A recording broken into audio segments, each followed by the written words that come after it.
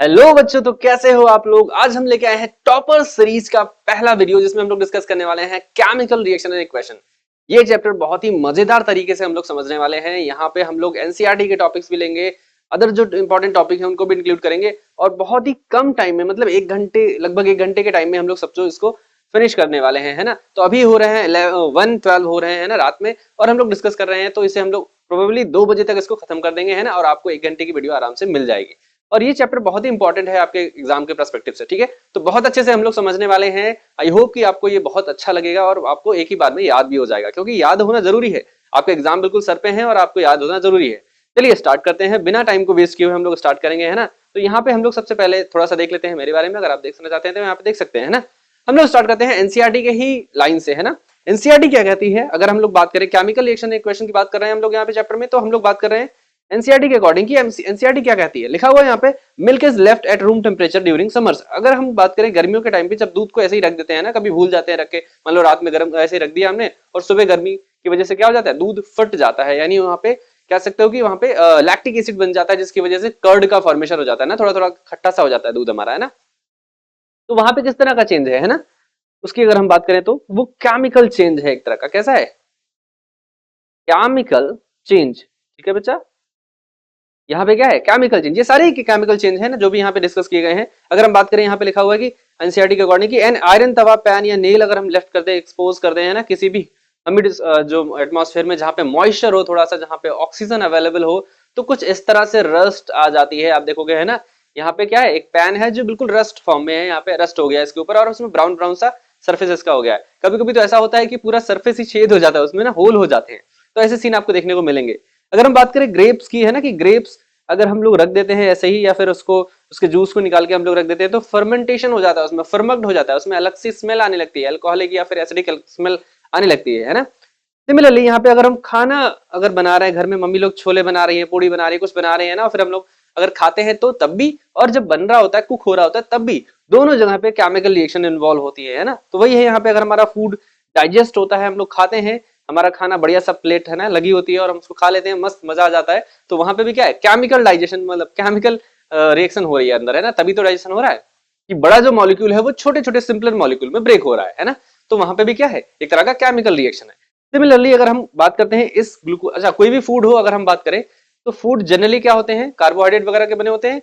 और कार्बोहाइड्रेट जो है उसका जो सबसे मोनोमर मिलता है वो हमें ग्लूकोज मिल जाता है, ठीक है। और यही ग्लूकोज जो हमारी सेल्स होती हैं उसको यूटिलाइज करती हैं, ठीक है, रेस्पायरेशन करने के लिए, है ना। जो हम ऑक्सीजन इनहेल करते हैं वो डिफरेंट डिफरेंट सेल्स में जाती है और ग्लूकोज को और ज्यादा छोटे छोटे मॉलिक्यूल्स में तोड़ देती है, जैसे कि CO2 और वाटर। और फिर हमें वहां पे हम कहते हैं कि क्या रेस्पिरेशन है, और वहां से हमें एटीपी मिलते हैं, यूज करते हैं हम उसे एनर्जी के फॉर्म में, ठीक है। तो रेस्पिरेशन भी क्या है, एक तरह का केमिकल प्रोसेस है। ये सारे ही सारे एनसीईआरटी के अकॉर्डिंग केमिकल प्रोसेस है ना। यहाँ पे आप देख सकते हैं।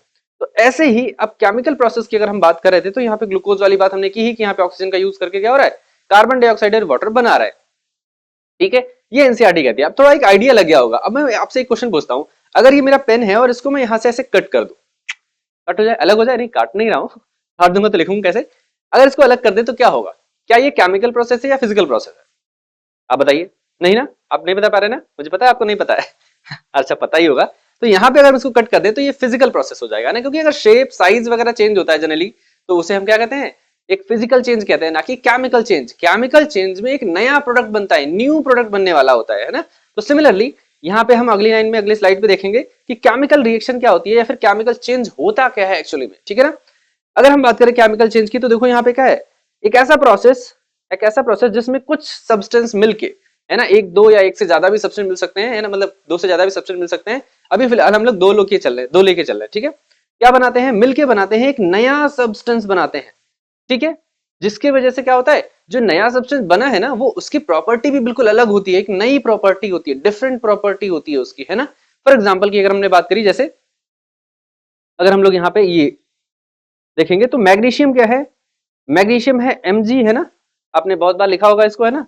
और ऑक्सीजन से ये रिएक्ट कर रहा है, ठीक है ना।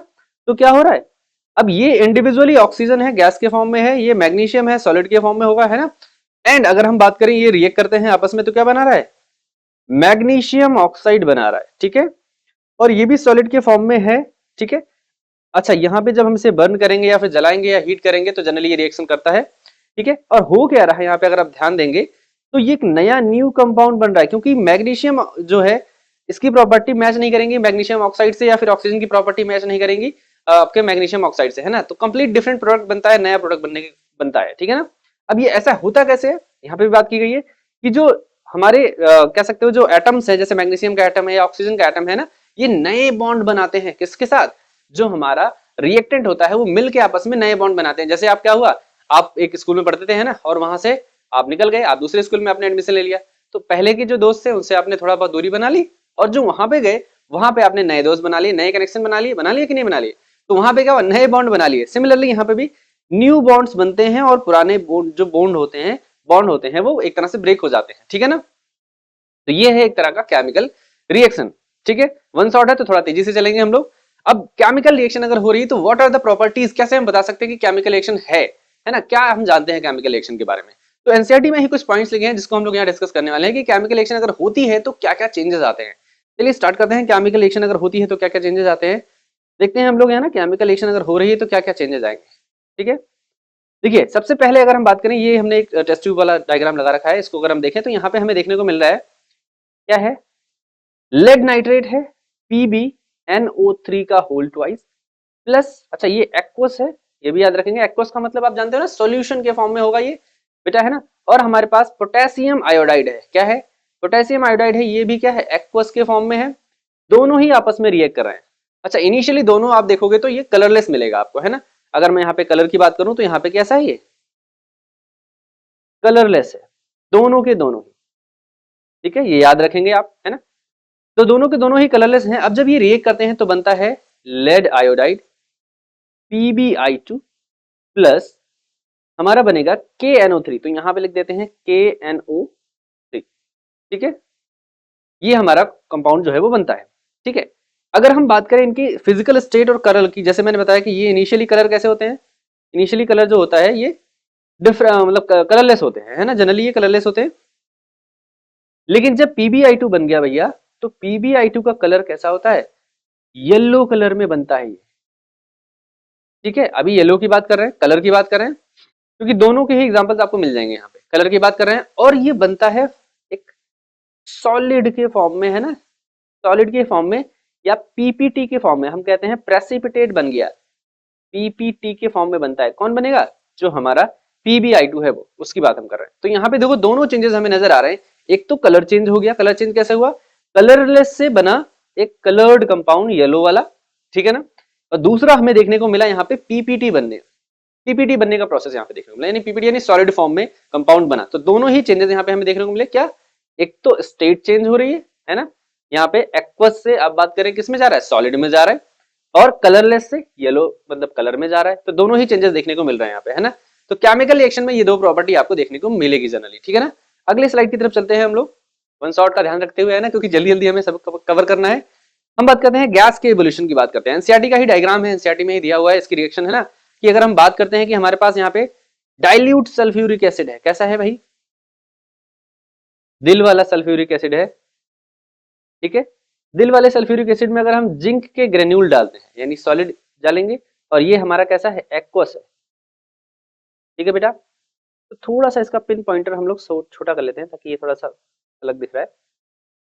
चलो अब शायद सही दिखेगा, है ना। तो यहाँ पे अब हम इसको, जब ये रिएक्ट करता है आपस में तो क्या बनाता है, जिंक सल्फेट ZnSO4, है ना, एक्वस बन गया ये, प्लस साथ में बनता है H2 गैस, यानी हाइड्रोजन गैस मिल रही है, हाइड्रोजन गैस जो है इवॉल्व हो रही है, ठीक है ना, हाइड्रोजन गैस इवॉल्व हो रही है। तो यहाँ पे तीसरा पॉइंट भी क्लियर हो जाता है कि जब भी कोई केमिकल रिएक्शन होती है, जनरली सभी में नहीं, हाँ ये भी याद रखेंगे, जब भी कोई का मतलब ये नहीं कि सभी में होगा, है ना। देयर आर सम रिएक्शन जिसमें आपको इवोल्यूशन ऑफ गैस देखने को मिलता है, मतलब गैसेस इवॉल्व होती हैं उस रिएक्शन में, ठीक है ना। तो यहाँ पे आप समझेंगे कि जब भी हम दिल वाला H2SO4 लेते हैं और उसमें सॉलिड जिंक डालते हैं तो हमें क्या मिलेगा, दिल वाला मतलब डाइल्यूट, याद रखेंगे ना, दिल वाले का मतलब ऐसा नहीं। तो तब भी हमें क्या देखने को मिला, जिंक सल्फेट मिलेगा, है ना, और एक्वस फॉर्म में। और यहाँ पे साथ में बाई प्रोडक्ट में हमें देखने को मिलेंगे क्या, हाइड्रोजन गैस देखने को मिलेगी, ठीक है ना। आई होप समझ में आएंगे। तो बबल के फॉर्म में यहाँ पे आपको हाइड्रोजन गैस निकलेगी। जैसे यहाँ पे देखोगे जिंक ग्रेन्यूल डालने के बाद यहाँ पे आपको देखोगे तो मेंशन नहीं किया गया, लेकिन आप छोटे छोटे बबल्स आप देख सकते हो। एनसीईआरटी वाला डायग्राम जो देखोगे तो उसमें आपको थोड़े थोड़े बबल्स नजर आएंगे, ठीक है। दूसरा जो हमारा अगला वाला पॉइंट है उसकी बात हम लोग करते हैं, चेंज इन टेम्परेचर की बात कर लेते हैं, ठीक है। यानी यहाँ पे टेम्परेचर चेंज करने की बात की जा रही है। चेंज इन टेम्परेचर में यही एनसीईआरटी का डायग्राम लिया गया है। यहाँ पे अगर हम डालते हैं कैल्शियम ऑक्साइड, जिसे आप क्विक लाइम भी कहते हो, क्या कहते हो, क्विक लाइम, ठीक है ना। इसको आप वाटर में अगर हम लोग डालते हैं, घर में पुताई उताई होती है ना, चूना लगाया जाता है, पुताई होती है ना, किसी को चूना मत लगाना, मतलब दीवार में चूना लगाने की बात हो रही है। पुताई अगर की जा रही है तो व्हाइट वाला जो हम लोग नहीं चूना लेके आते हैं उसको लगाने के लिए, तो वहां पे क्या होता है, वो कैल्शियम ऑक्साइड होता है, क्विक लाइम होता है आपका। जब उसे पानी में डालते हो तो एकदम पानी बॉयल होने लगता है एकदम बहुत तेजी से, है ना, बहुत सारे बबल निकलते हैं। तो वहां पे क्या होता है, बॉयल होने का मतलब हीट इवॉल्व होती है, टेम्परेचर बहुत ज्यादा बढ़ जाता है, ठीक है। तो वहां पे बनता क्या है, हमारा बनेगा कैल्शियम हाइड्रोक्साइड। आई होप कि आपको यहाँ नजर आ रहा होगा। और कैल्शियम हाइड्रोक्साइड के साथ साथ हीट इवॉल्व होती है बहुत ज्यादा, है ना। क्या इवॉल्व होती है आप देख लीजिए, है ना, मगर मैं इधर साइड हो जा रहा हूँ। तो हीट इवॉल्व होती है, ठीक है ना, आपको समझ में आ गया होगा। यहाँ पे आप देखोगे तो यहाँ पे टेम्परेचर जो है, अगर आप इसको टच करके देखोगे बीकर को, तो अब ऐसा नहीं कि बाल्टी भर डाल दिया आपने बहुत सारा तो आप जल भी सकते हो ना, ऐसे ऐसे छूना नहीं, थोड़े बहुत दाने आपने डाले कैल्शियम ऑक्साइड के, और फिर जब आप टच करोगे आसपास तो आपको हीट फील होगी, आप परसीव कर पाओगे उसको, ठीक है। तो वो हो जाता है आपका, है ना। यहाँ पे जो हमारा CaOH का होल ट्वाइस बना, इसे हम कहते हैं स्लेक्ड लाइम,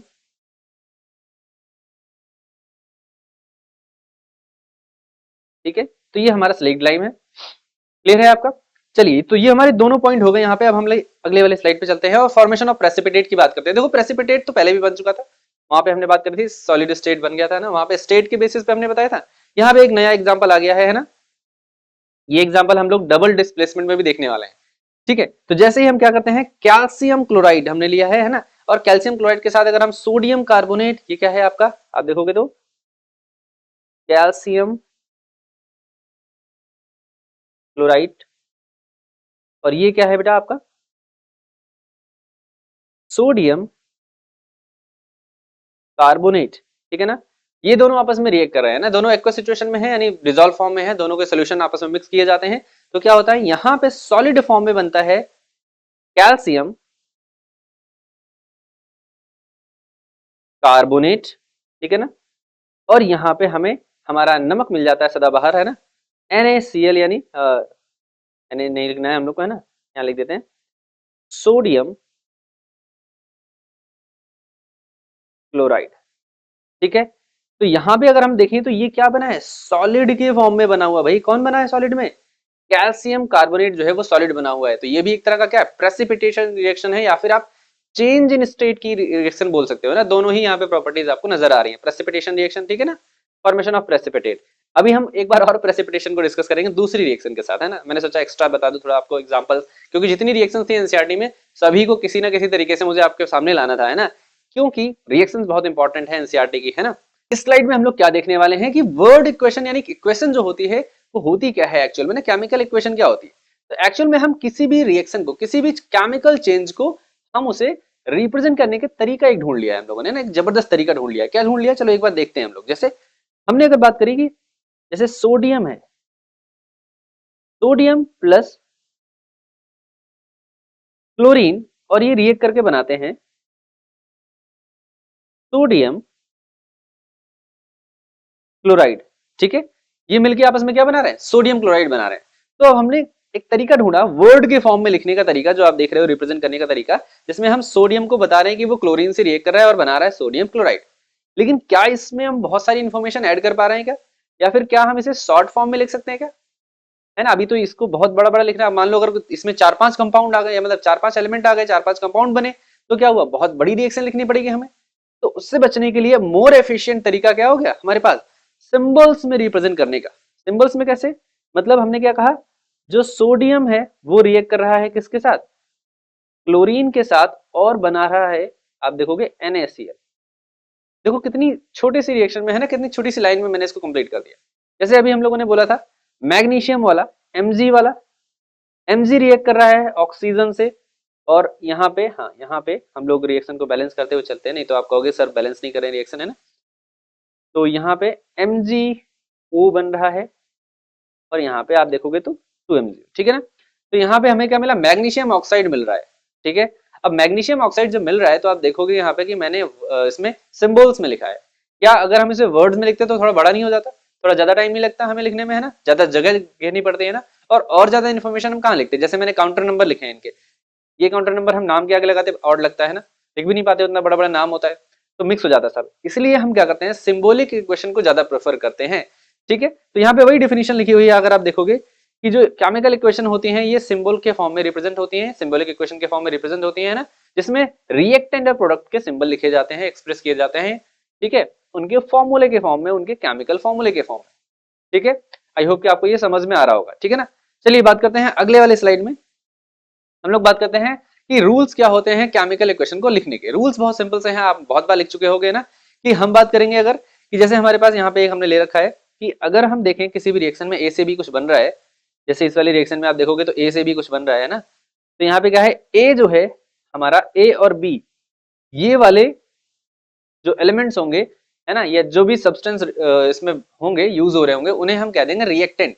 रिएक्टेंट हम बोलेंगे जो हमारे लेफ्ट हैंड साइड पे है ना, इधर साइड पे है, और राइट हैंड साइड पे जो हमारे हैं, जो एरो के सामने है फॉरवर्ड डायरेक्शन में, उसे हम बोलेंगे प्रोडक्ट। ठीक है, एरो के बैकवर्ड डायरेक्शन में कौन सा होगा, रिएक्टेंट, एरो के फॉरवर्ड डायरेक्शन में कौन सा होगा, प्रोडक्ट। अगर रिएक्टेंट एक है, मान लो अगर आप ऐसे सोच रहे हो कि मान लो कोई रिएक्शन होती ए से बी बन रहा है, इसको बस हीट करने पे, है ना, तो यहाँ पे ये वाला हमारा ए क्या है, ये रिएक्टेंट हो जाता है, और ये बी क्या है, ये प्रोडक्ट, आपका प्रोडक्ट हो जाता है।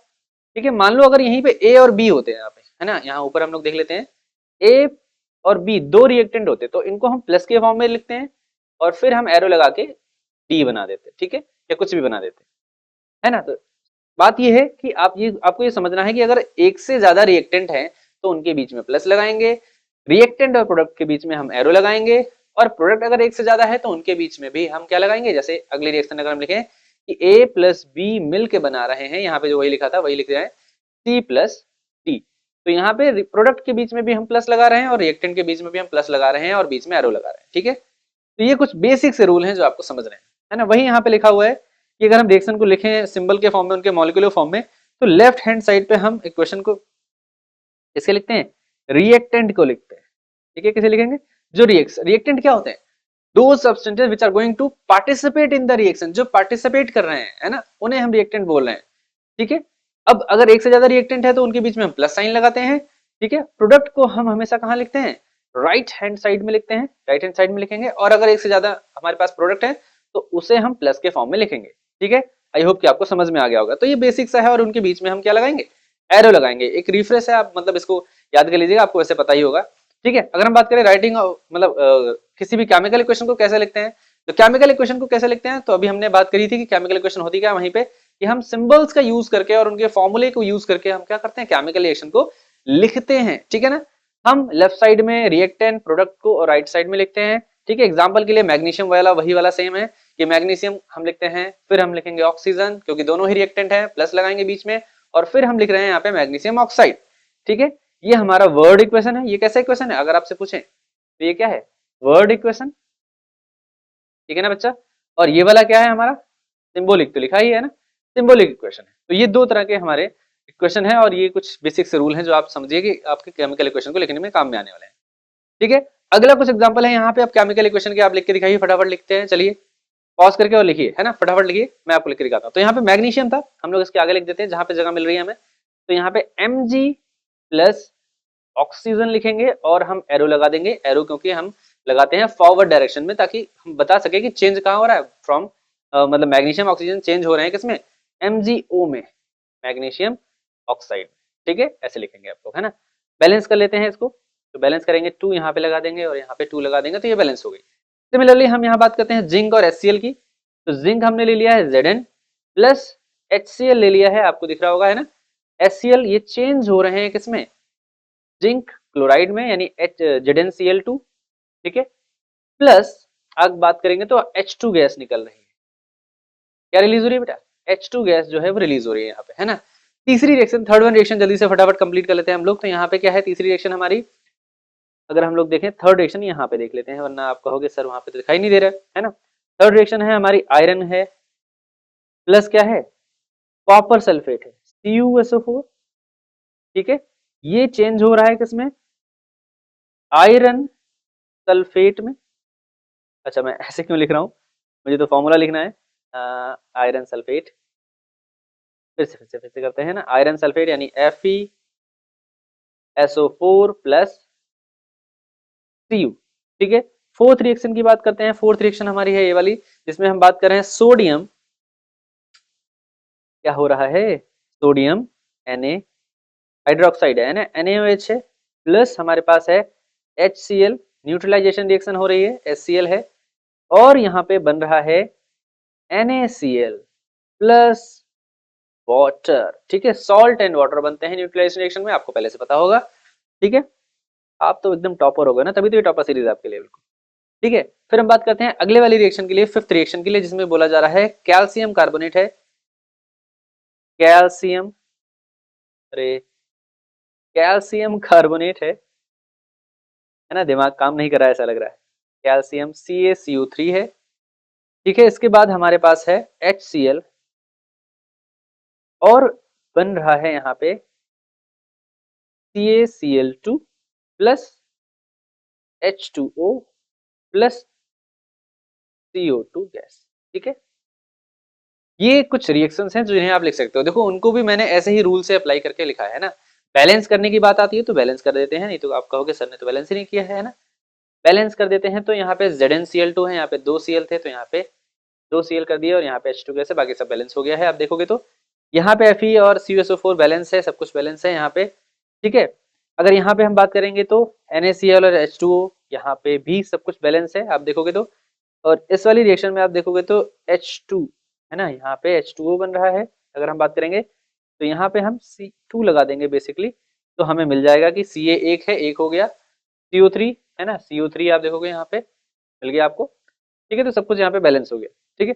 आई होप कि आपको ये रिएक्शन समझ में आई होगी। आप भी ऐसे कुछ 2-4 प्रैक्टिस जरूर कर लीजिएगा, ताकि आपको आगे चल के लिखने में आसानी हो ना, एग्जाम में आप कंफ्यूज ना हो जाओ। बैलेंस रिएक्शन की बात करते हैं, बैलेंस इक्वेशन की बात करते हैं। अभी हमने इक्वेशन लिखी, अब हम बैलेंस, अभी इससे पहले हमने बैलेंस किया था ना। अब कुछ रूल्स है एक दो, बस आपको समझना है कि कैसे बैलेंस करते हैं। बेसिकली 10th क्लास में हम लोग hit and trial method use करते हैं, है ना। हिट एंड ट्रायल का मतलब हम लोग ट्राई करते हैं, नंबर्स को रख के प्लेस करते हैं काउंटर नंबर के फॉर्म में, और फिर हम उसे बैलेंस करते हैं। चलिए देखते हैं क्या होता है। तो बैलेंस इक्वेशन क्या होती है, ऐसी इक्वेशन जो law of conservation of mass को फॉलो करे, है ना। क्या होगा, मास जो है वो दोनों तरफ बराबर होना चाहिए। मतलब कोई भी ऐसी एक रिएक्शन हो जिसमें मास बराबर होगा, उस वहां पे हम कहेंगे law of conservation of mass जो है हमारा बराबर है, इक्वल है, यानी वो फॉलो कर रहा है law of conservation of mass को, है ना। क्योंकि law of conservation of mass क्या कहता है कि ना ही मास को बनाया जा सकता है, ना ही क्रिएट किया जा सकता है, ये एक फॉर्म से दूसरे फॉर्म में कन्वर्ट किया जा सकता है, जस्ट लाइक एनर्जी। एनर्जी भी क्या है, मतलब मास क्या, एनर्जी का ही फॉर्म है ना। तो वहां पे भी बोला जा रहा है भाई, है ना। एग्जाम्पल के लिए यहाँ पे देखो आयरन है, अगर आयरन की बात करें हम लोग, तो यहाँ पे आयरन है, यहाँ पे वाटर के साथ ये रिएक्ट कर रहा है और Fe3O4 बना रहा है और H2 बना रहा है, ठीक है। Fe3O4 H2 बना रहा है, यहाँ पे H2 मतलब गैस के फॉर्म में बन रही होगी यहाँ पे, अगर आप देखोगे, ठीक है बेटा, H2 गैस के फॉर्म में बन रही होगी। अब यहाँ पे हम देखेंगे ध्यान से, तो रिएक्शन बैलेंस है क्या, क्या यहाँ पे आयरन के कितने एटम्स है, एक एटम है। यहाँ पे आयरन के कितने एटम है, 3 एटम है, ओहो बहुत ज्यादा है, ठीक है। यहाँ पे अगर हाइड्रोजन देखेंगे तो कितने हैं, 2 हाइड्रोजन है, और यहाँ पे 2 हाइड्रोजन, तो हाइड्रोजन बैलेंस है। बट ऑक्सीजन देखोगे तो यहाँ पे 4 ऑक्सीजन है, यहाँ पे 1 ऑक्सीजन है, तो बहुत ज्यादा नंबर चेंज है। तो कैसे बैलेंस करेंगे, है ना। बैलेंस कैसे करेंगे, फटाफट देख लेते हैं। Fe अगर यहाँ पे है, जितने Fe हैं 3 है ना, तो हम लोग 3 प्लेस कर देते हैं इसके काउंटर नंबर में। हम एटॉमिसिटी चेंज नहीं करेंगे। आपको पता है ना कि ये जो नंबर है ये इसकी एटॉमिसिटी बताता है, क्या बताता है, एटॉमिसिटी। हम एटॉमिसिटी चेंज नहीं करते हैं, we place counter numbers in front of the substance या in front of the formula, है ना। फॉर्मूला के सामने हम काउंटर नंबर लगते हैं, ठीक है ना बेटा। चलो, तो इसलिए हमने इस नंबर को रखा है यहाँ पे 3 के फॉर्म में, ठीक है। फिर हम बात करेंगे H2O, थोड़ी सी जगह रख के देखते हैं ताकि आपको लिखने में यहाँ पे जगह मिल जाए। और हमारा बन रहा है Fe3O4, ठीक है, प्लस H2 गैस के फॉर्म, है ना। अब देखो कैसे रखते हैं यहाँ पे। अब यहाँ पे हाइड्रोजन, हाइड्रोजन कितने हैं, 2 हैं, यहाँ पे भी 2 हैं, हाइड्रोजन की बात नहीं करेंगे क्योंकि बराबर बराबर लग रहा है, ठीक है। ऑक्सीजन देख लेते हैं, 4 है, यहाँ पे ऑक्सीजन 1 है। अगर यहाँ पे हम 4 रख दें ऐसे करके, तो हमारे पास H2 कितने हो जाएंगे, 8 हो जाएंगे। ऑक्सीजन तो बैलेंस हो गया, 8 4 एंड 4, लेकिन हाइड्रोजन 4 इंटू 2 8 हो गए, तो यहाँ पे हम 4 लगा देंगे और ये रिएक्शन हमारी हो गई बैलेंस, ठीक है। अब देखो इस एग्जांपल से आप ये समझ सकते हो कि केवल मास बराबर करने का मतलब यहाँ नहीं है। अगर आपको ये समझ में आ जाए कि number of atom in left side is equal to the number of atom in right side, है ना, हमेशा राइट साइड में जितने नंबर होंगे उतने लेफ्ट में होंगे किसी पार्टिकुलर एलिमेंट के, और जितने राइट में होंगे उतने लेफ्ट में राइट में बराबर बराबर होंगे। कहने का मतलब मेरा ये है, जब आपने एटम्स को बैलेंस कर लिया तो मतलब आपने मास को भी बैलेंस कर लिया, और वो reaction law of conservation of mass को फॉलो कर रहा होगा। ठीक है, अगली रिएक्शन देखो। अगली रिएक्शन में क्या है बेटा, सोडियम है ना, सोडियम रिएक्ट कर रहा है वाटर के साथ। सोडियम वैसे पानी में मत डालना तुम लोग कभी, है ना, बहुत सारे बच्चे ऐसे कहते हैं ना, मतलब ला सर सर कहाँ मिलेगा, अच्छा मैं कहाँ मिलेगा, हम लोग डालते हैं तालाब में डाल देंगे, यहाँ डाल देंगे, वहां देंगे। अरे बहुत ज्यादा दिक्कत हो जाएगी, है ना, क्योंकि बहुत ज्यादा एक्सोथर्मिक रिएक्शन होती है, हीट प्रोड्यूस होती है यहाँ पे, है ना। तो आप लोग सोडियम को पानी डालने में ट्राई मत करना, ठीक है, खतरनाक हो सकता है। सोडियम रिएक्ट कर रहा है, किसके साथ जा रहा है भाई, देखते हैं। तो यहाँ पे हमें मिला है NaOH बन रहा है, ठीक है बेटा, और साथ में हाइड्रोजन गैस निकल रही है, H2 गैस निकल रही है। अब देखो यहाँ पे हम सबसे पहले ऑक्सीजन को बैलेंस करते हैं, लेकिन क्योंकि मैंने जहां तक एक्सपीरियंस किया है, ऑक्सीजन अगर किसी रिएक्शन में बैलेंस हो जाती है तो जनरली वो रिएक्शन बैलेंस हो जाती है एक दो एलिमेंट को छोड़ के, है ना। तो सबसे पहले ऑक्सीजन को बैलेंस करते हैं। यहाँ पे ऑक्सीजन है एक, यहाँ पे ऑक्सीजन है एक। ओहो, ऑक्सीजन तो बैलेंस है ही, कुछ कर नहीं सकते इसका। चलो देखते हैं। हाइड्रोजन यहाँ पे 3 है, 1 मतलब 2 एंड 3, हाइड्रोजन 3 है, तो यहाँ पे हाइड्रोजन आप देखोगे तो कितने हैं, 2 हैं। अब 3 और 2 का मल्टीपल मतलब ऐसा कुछ जोड़ेंगे जो बराबर कर सके यहाँ पे, है ना। तो हम क्या करते हैं, यहाँ पे अगर 2 कर दें सिंपल सा, और यहाँ पे भी 2 कर दें, तो हाइड्रोजन क्या हो गया 2 और 2 4 हो गया, ऑक्सीजन 2 हो गया, सोडियम 2 हो गया। तो ऑक्सीजन भी 2 है और सोडियम को 2 कर देते हैं, है ना। तो ये हमारी रिएक्शन भी क्या हो गई, बैलेंस हो गई। ठीक है, तो ट्रायल करके ऐसे हीट एंड ट्रायल मेथड से आपको बैलेंस करना है। वैसे आप जब प्रैक्टिस करोगे ना 2 4 10 रिएक्शन की, तो आसानी से बहुत जल्दी जल्दी आप बैलेंस कर लोगे। ठीक है, तो ये है हमारी बैलेंस और अनबैलेंस रिएक्शन जो हम लोगों ने देखी कैसे करते हैं बैलेंसिंग रिएक्शन। ठीक है, कुछ रूल हैं, वही है कि पहले आप स्केलेटन रिएक्शन को लिख डालें, जो आपको बेसिक रिएक्शन दी जाती है वो लिख लें, एंड फिर हम काउंट करते हैं नंबर को दोनों तरफ, है ना। वो रूल आप लिखने का बहुत टाइम टेकिंग हो जाता है। आप क्या करते हो कि आप जब यहाँ पे बैलेंस करते हो ना, तो आप मतलब एग्जाम में तो आप वैसे ही करोगे, क्योंकि आपको एक्सप्रेस करना है ना, आपको लिखना है, लिखने का तरीका चाहिए आपको। ठीक है, तो एग्जाम में वैसे ही करना है जैसे हम लोग लिखते हैं ना, कि सभी एटम्स के नंबर, जैसे यहाँ पे लिखा हुआ है कि सभी एटम्स को लिख के उनके सामने उनका नंबर लिख देना है, और फिर मल्टीप्लाई करके बैलेंस करना है। ठीक है, वो तो हम लोगों ने सीखा ही क्लास में, है ना। मैं यहाँ पे वन शॉट में थोड़ा क्रिस्प बताने की कोशिश कर रहा हूँ, तो वो नहीं लिख रहा हूँ। हम बात करते हैं फिर हम उनके कोफिशिएंट को, यानी जो उनके काउंटर नंबर है उनको रखते हैं और बैलेंस करते हैं, और जिससे फिर हमारा जो रिएक्शन है वेरीफाई कर लेते हैं। मतलब वेरीफाई करने का मतलब ये है कि हम नंबर्स को बराबर देख लेते हैं कि है या नहीं है। ठीक है, तो ये कुछ एग्जाम्पल रूल्स हैं हमारे। एक छोटा सा एग्जाम्पल हम यहाँ पे समझ लेते हैं। चलिए देखते हैं, जैसे हमारे पास H2 प्लस O2 है, कितना बेसिक सा एग्जाम्पल लिया है मैंने, और यहाँ पे बन रहा है H2O। अब हम देखेंगे अगर यहाँ पे ध्यान से, तो यहाँ पे H2 प्लस O2 दिया गया है, यानी यहाँ पे हाइड्रोजन है। हाइड्रोजन के कितने एटम है, 2 एटम है ना। लेफ्ट हैंड साइड में हमारे पास हाइड्रोजन के कितने एटम है, 2 एटम है, और ऑक्सीजन के कितने एटम है, तो 2 ही एटम है यहाँ पे। लेकिन जब हम राइट हैंड साइड की तरफ जाते हैं तो यहाँ पे हाइड्रोजन कितने एटम है, तो हमारे पास हाइड्रोजन के कितने एटम है, 2 एटम है, और ऑक्सीजन के कितने एटम है, हमारे पास 1 एटम है। अब यहाँ पे 1 एटम है, तो इसमें हम क्या कर सकते हैं, क्यों नहीं, बहुत कुछ कर सकते हैं। ठीक है, तो अब हम देखेंगे कि यहाँ पे तो बराबर है, हमें किसी चीज को मल्टीप्लाई करने की जरूरत नहीं है। अगर हम किसी भी तरीके से ऑक्सीजन में 2 से मल्टीप्लाई कर दें, तो क्या होगा कि हमारा ये जो ऑक्सीजन का नंबर है ये 2 हो जाएगा टोटल, इधर के बराबर, है ना, हो जाएगा। अब देखो करके देखते हैं, यहाँ पे 2 मल्टीप्लाई करने का मतलब क्या है कि हम काउंटर नंबर के सामने 2 मल्टीप्लाई करें, क्योंकि हम एटॉमिसिटी नहीं बढ़ा सकते, इसको नहीं बढ़ा सकते, है ना। यहाँ पे हम 2 नहीं लिखेंगे, ठीक है ना बेटा, समझ में आ रहा है कि यहाँ पे हम 2 नहीं लिखने वाले हैं, सामने 2 लिखेंगे। तो जैसे ही हमने सामने 2 लिखा, तो हमारे पास हाइड्रोजन में भी 2 था, इससे मल्टीप्लाई हो गया, 2 इंटू 2 हो गया, यानी 4 हो गया। तो यहाँ हाइड्रोजन में भी क्या हो गया, 2 इंटू 2, तो हाइड्रोजन के नंबर भी कितने हो गए, 4 हो गए, चेंज हो गए। ठीक है, तो फाइनल जो हमारा नंबर आया 4 आ गया हाइड्रोजन का। तो जब इधर 4 आ गया, तो हमें हाइड्रोजन यहाँ पे बैलेंस करना पड़ेगा। तो जब हम हाइड्रोजन को यहाँ बैलेंस करेंगे, तो यहाँ पे भी हमें हाइड्रोजन में 2 से मल्टीप्लाई करना पड़ेगा, और हम लिखेंगे 4। ठीक है, अब ये हमारी रिएक्शन कंप्लीट बैलेंस हो गई, है ना। अब यहाँ पे आप लाइन ड्रॉ करके नीचे एक फाइनल रिएक्शन लिख सकते हो। मैं यहाँ पे आपको ऊपर ही लिख देता हूँ, यहाँ पे 2 लिख देते हैं, तो आपके देखो आप 4 और ये सब बैलेंस हो गया, सब कुछ हाइड्रोजन बैलेंस हो गया, 4 एटम्स हैं, ऑक्सीजन बैलेंस हो गया 2 एटम्स। ठीक है, तो इस तरह से आप नंबर वाला लिख के बैलेंस कर सकते हो। कॉपी में आपको बिल्कुल ऐसे ही करना है, ठीक है, एग्जाम में। चलिए स्टार्ट करते हैं आगे वाले हम लाइन को। हम लोग टाइप ऑफ रिएक्शन की बात करते हैं। तो इससे पहले हम लोगों ने क्या क्या पढ़ लिया, ये हम लोग एक बार क्विक रिवीजन कर लेते हैं, फटाफट फटाफट फटाफट रिवीजन कर लेते हैं। हम लोगों ने क्या क्या पढ़ लिया। हम लोगों ने स्टार्टिंग में सबसे पहले देखा कि जो केमिकल चेंज होते हैं वो क्या होते हैं, है ना। यहाँ पे हमने देखा कि जो केमिकल चेंज होते हैं वो क्या होते हैं। ठीक है, ये वाला आजा आजा भाई आजा, आ गया। ठीक है, केमिकल चेंज होते हैं। वहां पे हम लोगों ने देखा केमिकल चेंज अलग अलग एग्जाम्पल देखे जो हम हमारे आसपास देखते हैं ना, अपने घरों में देखते हैं। फिर इसके बाद हमने केमिकल रिएक्शन देखी, क्या होती है केमिकल रिएक्शन, ठीक है ना, केमिकल रिएक्शन कैसे की जाती है या फिर कैसे कैसे होती है। फिर हम केमिकल रिएक्शन की प्रॉपर्टीज देख रहे थे कि केमिकल रिएक्शन अगर होती है तो क्या क्या हमें ऑब्जर्वेशन देखने को मिलती है ना। तो वहां पे हमने स्टेट चेंज देखा, कलर चेंज देखा, हम लोगों ने गैस एवोल्यूशन देखा, हम लोगों ने टेम्परेचर में चेंज देखा, एंड हम लोगों ने प्रेसिपिटेट भी देखा कि कैसे प्रेसिपिटेट बनता है।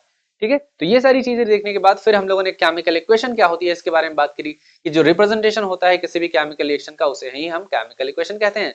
रिप्रेजेंटेशन अक्सर क्या होता है कि हम सिंबॉलिक फॉर्म में ज्यादा प्रेफर करते हैं क्योंकि छोटा होता है, कंसाइज होता है, लिखने में आसानी होती है और ज्यादा इंफॉर्मेशन ऐड कर सकते हैं उसमें, हम उसकी स्टेट को बता सकते हैं, उसमें टेम्परेचर है या नहीं है, इवॉल्व हो रहा है या लग रहा है, कितने प्रेशर पे रिएक्शन हो रही है ना, सभी रिएक्टेंट एंड प्रोडक्ट के स्टेट्स क्या क्या हैं सब कुछ हम उसमें मेंशन कर सकते हैं, इसीलिए हम सिंबॉलिक फॉर्म ज्यादा प्रेफर करते हैं। ठीक है, फिर हम लोगों ने रूल्स देखे छोटे मोटे से, एंड फिर हम लोगों ने कैसे राइटिंग मतलब कैसे हम केमिकल इक्वेशन लिखते हैं ये देखा, और हमने कुछ जनरल से एग्जांपल देखे जो आपके एनसीईआरटी से ही थे, ये हम लोगों ने देखा। ठीक है, फिर हमने बात करी बैलेंस इक्वेशन की, और फिर हमने बात करी आपके बैलेंसिंग कैसे की जाती है। अब यहाँ से हम लोग और जो मेन टॉपिक है वो स्टार्ट करने वाले हैं टाइप ऑफ केमिकल इक्वेशन की या टाइप ऑफ केमिकल रिएक्शन की। ठीक है ना, तो सबसे पहले हम लोग देखते हैं टाइप ऑफ केमिकल रिएक्शन में कॉम्बिनेशन रिएक्शन। बिना टाइम को वेस्ट किए हुए फटाफट हम लोग कॉम्बिनेशन रिएक्शन देखते हैं, और लगभग हमें लग रहा है 30 मिनट तो हो गया हम लोग को क्लास करते हुए, आधे घंटा है ना, अगले आधे घंटे में आगे वाला पोर्शन खत्म करना है हम लोग को। चलिए देखते हैं हम लोग टाइप ऑफ केमिकल रिएक्शन। तो टाइप ऑफ केमिकल रिएक्शन में हम लोग सबसे पहले कॉम्बिनेशन रिएक्शन देख रहे हैं, नाम ही इसका है कॉम्बिनेशन रिएक्शन। क्या है भाई, कॉम्बिनेशन रिएक्शन का मतलब क्या है, कुछ कंबाइन हो रहा है ना, कंबाइन हो रहा है। तो कंबाइन होने का मतलब क्या है कि दो या दो से ज्यादा अगर चीजें हैं, सब्सटेंसेस हैं, रिएक्टेंट हैं, क्योंकि अब हम चीजें नहीं बोलेंगे, सब्सटेंस नहीं बोलेंगे, अब रिएक्टेंट बोल सकते हैं क्योंकि हम लोगों ने रिएक्टेंट पढ़ लिया क्या होता है ना। तो दो या दो से ज्यादा रिएक्टेंट आपस में मिलके अगर एक सिंगल प्रोडक्ट बना रहे हैं ना, जैसे आप और वो मिलके है ना, मतलब शादी वादी के बाद एक बेबी बनाओ तो क्या होगा, एक नया प्रोडक्ट बनेगा ना। वैसे ही है कि जब दो या दो से ज्यादा रिएक्टेंट मिलके क्या बना रहे हैं, एक प्रोडक्ट बना रहे हैं, सिंगल प्रोडक्ट बना रहे हैं, तो उसे हम कहते हैं कॉम्बिनेशन रिएक्शन। क्या बोलेंगे, कॉम्बिनेशन रिएक्शन। जैसे कुछ एग्जांपल यहाँ पे थे, आप देखोगे तो क्विक लाइम जो है वो वाटर के साथ ऐड हो रहा है और क्या बना रहा है, स्लेग लाइम बना रहा है, ये भी एक तरह का कॉम्बिनेशन रिएक्शन है ना। यहाँ पे दूसरी रिएक्शन आप देखोगे तो कार्बन है, इसको ऑक्सीडाइज किया जा रहा है, बर्न किया जा रहा है, जलाया जा रहा है, तो यहाँ पे CO2 बन रहा है ना। दो आपके जो कह सकते हो कि एलिमेंट्स हैं आपस में रिएक्ट करके और बना रहे हैं CO2। यहाँ पे दो कंपाउंड्स हैं आपस में रिएक्ट करके बना रहे हैं एक सिंगल कंपाउंड। ठीक है, यहाँ पे आप देखोगे तो दो डिफरेंट डिफरेंट कंपाउंड है, आपका कैल्शियम हाइड्रोक्साइड है और आपका CO2 है, ये आपस में क्या कहते हैं रिएक्ट करके और बना रहा है कैल्शियम कार्बोनेट, है ना।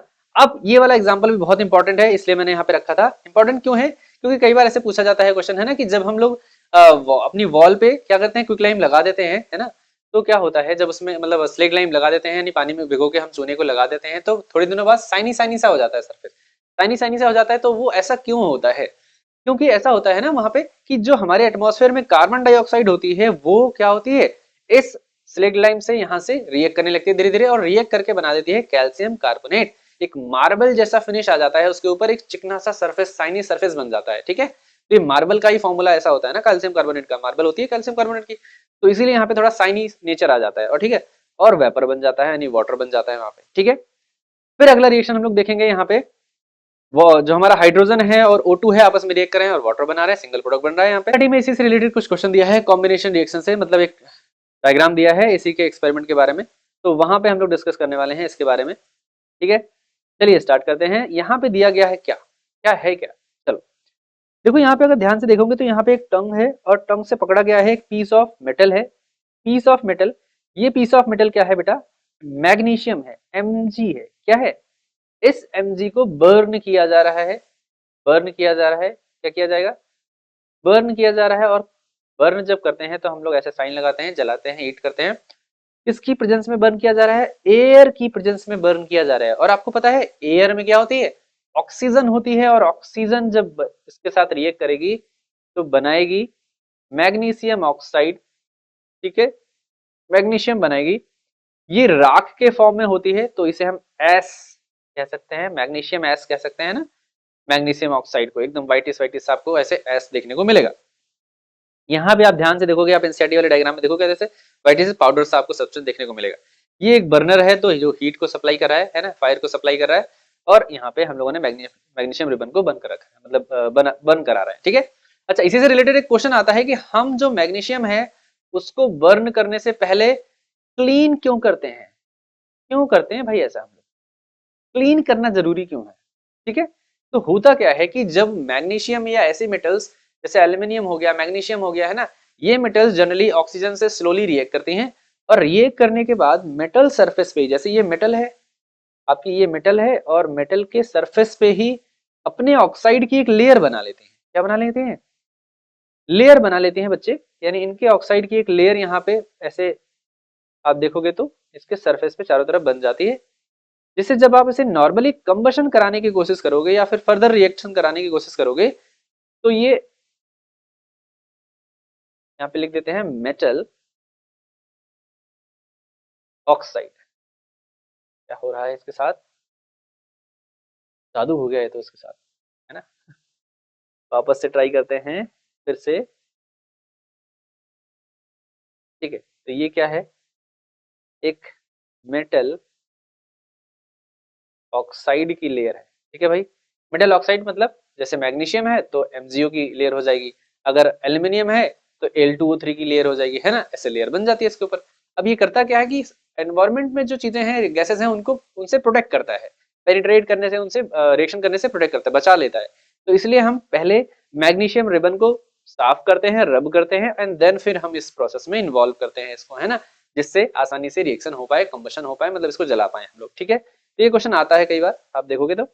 अगला है हमारा डिकम्पोजिशन रिएक्शन। डिकम्पोजिशन रिएक्शन आपने देखा हो, कॉम्बिनेशन रिएक्शन हम लोगों ने पढ़ लिया, अब हमारा है डिकम्पोजिशन रिएक्शन, है ना। बहुत प्यारे प्यारे से डायग्राम मैंने यहाँ पे ऐड कर रखे हैं डिकम्पोजिशन रिएक्शन में, आपको मजा आने वाला है। डिकम्पोजिशन रिएक्शन का मतलब आप जानते हो ना, जैसे कॉम्बिनेशन का जस्ट अपोजिट होता है डिकम्पोजिशन रिएक्शन। क्या होगा? जस्ट अपोजिट, है ना। अपोजिट का क्या मतलब कि एक कोई कंपाउंड जो है, क्या, एक कंपाउंड, सिंगल कंपाउंड जो है वो ब्रेक होगा दो या दो से ज्यादा, टू और मोर सिंपलर सब्सटेंसेस में ब्रेक हो रहा है, ठीक है। जैसे मैंने अभी स्टार्टिंग में एग्जांपल दिया था ग्लूकोज का, कि ग्लूकोज हमारी सेल्स में जाता है, ऑक्सीजन से रिएक्ट करता है और छोटे छोटे छोटे छोटे टुकड़ों में टूट जाता है ना। खैर वहां पे ऑक्सीजन का इन्वॉल्वमेंट हो रहा है, ठीक है।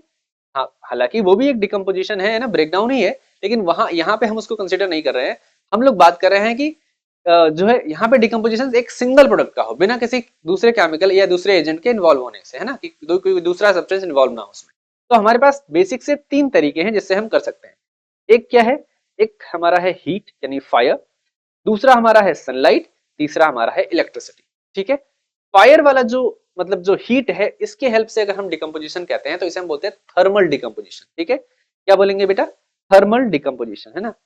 किसी और कलर से ले लेते हैं हम लोग, ये वाला सही लग रहा है, ठीक है। तो यहाँ पे क्या हो रहा है? थर्मल डिकम्पोजिशन, ठीक है ना। यहाँ पे क्या हो रहा है? क्योंकि सनलाइट का यूज किया जा रहा है तो हम लोग बोलते हैं फोटोलिसिस या फोटोलिटिक डिकम्पोजिशन, ठीक है। और यहाँ पे इलेक्ट्रोलिसिस, क्या बोलेंगे?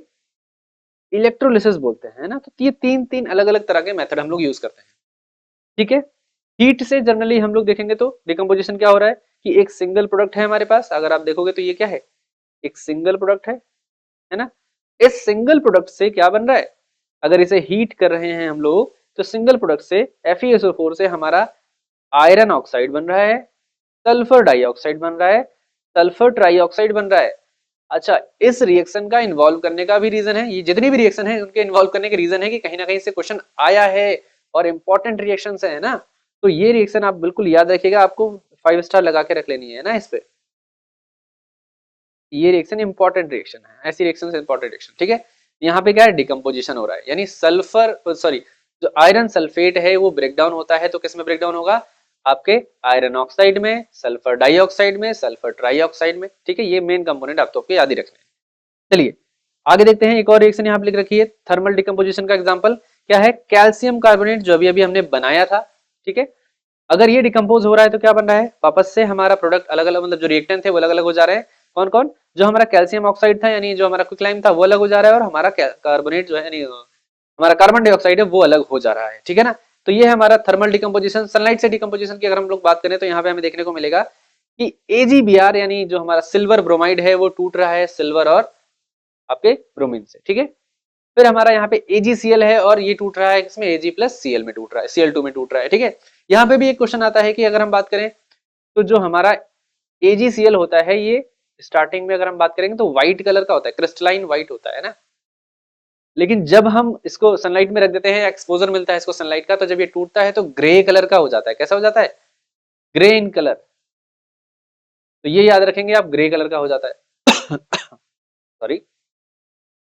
तो यहाँ पे हम लोग तीसरा पार्ट हम लोग देखने वाले हैं इलेक्ट्रोलिसिस। यहाँ पे हम लोग देखेंगे तो यहाँ पे हमें मिलेगा कि वाटर जो है वो टूट रहा है, देखो आपके हाइड्रोजन यहाँ पे टूट रहा है ना, और ऑक्सीजन में टूट रहा है, ठीक है, इलेक्ट्रोलिसिस से, ठीक है। इसका एक एग्जांपल एनसीईआरटी वाला डायग्राम आगे है, आप देखोगे तो। फिर यहाँ पे Al2O3 है, ठीक है, वो टूट रहा है किसमें? Al और O2 में, ठीक है, इलेक्ट्रोलिसिस हो रही है यहाँ पे। तो ये तीन अलग अलग तरह के डिकम्पोजिशन है। अब बात करते हैं एनसीईआरटी के जो डायग्राम्स दिए गए हैं उसमें। यहाँ पे एनसीईआरटी का डायग्राम क्या कह रहा है, देखो अगर हम बात करें तो यहाँ पे फेरस सल्फेट के क्रिस्टल लिए गए हैं, फटाफट देख लो, है ना। फेरस सल्फेट अभी देखा था हम लोगों ने। फेरस सल्फेट को अगर हम बॉइलिंग ट्यूब में रखते हैं और उसे हीट करते हैं तो हमें एक बहुत ही, आपको देखते हो जो गैस यहाँ पे निकलने को मिलेगी, जो बहुत आपके नाक में लगने वाली है ना, अजीब सी गैस होती है, ठीक है। गैस अजीब सी क्यों होगी? सल्फर के बर्न होने की जो आपको महक आने लगेगी ना, जैसे पटाखे जब जलते हैं तो आपको एकदम अजीब सी महक आती है ना, वहां पे सल्फर क्योंकि बर्न होता है, फास्फोरस सल्फर पटाखों में होता है ना, पटाखे मतलब फायर क्रैकर, ठीक है, वैसी स्मेल यहाँ पे आने वाली है। तो ये फेरस सल्फेट वाला आपका था एग्जाम्पल। यहाँ पे आप देखोगे तो यहाँ पे हमें देखने को मिलेगा लेड नाइट्रेट, ठीक है, बॉइलिंग ट्यूब में रखा गया है लेड नाइट्रेट, और जैसे ही लेड नाइट्रेट यहाँ पे जब इसमें रखोगे तो आपको जो है NO2 यहाँ पे गैस देखने को मिलेगी, ठीक है। आई होप कि आपको ये सब समझ में आ रहा होगा। तो यहाँ पे डिकम्पोजिशन था, हीट के थ्रू डिकम्पोजिशन था। यहाँ पे हम सनलाइट की डिकम्पोजिशन की बात करते हैं कि चाइनाडिस में हमने लग दिया AgBr, है ना, या AgCl लग दिया। यहाँ पे सिल्वर क्लोराइड रखा गया है, AgCl रखा गया है, जो भी हम लोग रिएक्शन देखी तो व्हाइट कलर का होता है, लेकिन जब ये डिकम्पोज हो जाता है तो ग्रे कलर का हो जाता है, ठीक है। ये सब भी हम लोगों ने देखा। अभी हम लोगों ने फिर बात करी थी वाटर के इलेक्ट्रोलिसिस की, कि वाटर के इलेक्ट्रोलिसिस होती है, यानी वाटर डिकम्पोज होता है तो क्या बनाता है? हाइड्रोजन और ऑक्सीजन गैस बनाता है, ठीक है ना। तो यहाँ पे भी वही है। अब यहाँ से क्या क्वेश्चन आता है उसकी बात मैं करता हूँ, कि यहाँ से जो क्वेश्चन आता है वो पूछा जाता है कि कभी कभार कि अगर हम इलेक्ट्रोलिसिस जब कराते हैं वाटर की तो किसका अमाउंट ज्यादा होता है, मतलब कौन सी गैस ज्यादा इवॉल्व होती है। क्योंकि जब आप लिखते हो H2O तो ये तो लिक्विड के फॉर्म में है, लेकिन जब आपकी रिएक्शन होती है तो H2 गैस और प्लस O2 गैस निकलती है, am I right? ठीक है, सही है। अब इस रिएक्शन को ध्यान से अगर बैलेंस करने की कोशिश करो तो यहाँ पे हमें 2 लगाना पड़ेगा, तब जाके हम यहाँ पे हम इस रिएक्शन को बैलेंस कर पाएंगे। यानी अगर हम ध्यान से देखें तो 4 एटम ऑफ हाइड्रोजन है, वाइल 2 एटम ऑफ ऑक्सीजन है ना। कितने एटम है ऑक्सीजन के? 2 एटम ऑक्सीजन के हैं। तो ज्यादा अमाउंट में कौन निकल रहा है? हाइड्रोजन गैस इवॉल्व हो रही है ज्यादा अमाउंट में, ठीक है ना, क्लियर है। और कहाँ पे निकल रहा है? कभी कभी ये पूछा जाता है कि कैथोड पे कौन निकल रहा है, एनोड पे कौन निकल रहा है। भाई कैथोड पे कौन निकल रहा है और एनोड पे कौन निकल रहा है? सिंपल सा है, ठीक है। जनरली अगर हम देखेंगे तो कैथोड जो हमारा होता है कैसा होता है? निगेटिवली चार्ज होता है, और एनोड कैसा होता है? पॉजिटिवली चार्ज होता है, ठीक है। Positive charge anode, cathode negative charge, ठीक है। जो हमारा पॉजिटिव चार्ज है उसकी तरफ कौन आएगा? निगेटिव वाला अट्रैक्ट होकर आएगा, है ना। तो निगेटिव वाला कौन होता है? ऑक्सीजन होता है। तो ऑक्सीजन कहां से निकलेगा? एनोड से निकलेगा, ठीक है। हाइड्रोजन कैसा होता है? पॉजिटिव प्लस आयन के फॉर्म में बनाता है अक्सर। तो आपको कहां मिलेगा? प्लस आयन किसकी तरफ अट्रैक्ट होगा? जहां पे, क्योंकि उसके पास इलेक्ट्रॉन की कमी है, प्लस है, इलेक्ट्रॉन दे दिया उसने किसी को, तो वहां पे जहां पे इलेक्ट्रॉन ज्यादा है यानी निगेटिव, यानी कैथोड की तरफ आएगा और वहां पे रिएक्ट करेगा, मतलब वहां से इलेक्ट्रॉन लेगा और गैस के फॉर्म में रिलीज हो जाएगा, ठीक है। तो आप देखोगे तो ये आपको याद रखना है क्या क्या, कि कैथोड पे कौन निकल रहा है, एनोड पे कौन निकल रहा है, और कितना अमाउंट निकल रहा है, कौन किसका ज्यादा अमाउंट निकल रहा है, ठीक है। ये कॉन्सेप्ट आपको याद रखना है फिलहाल।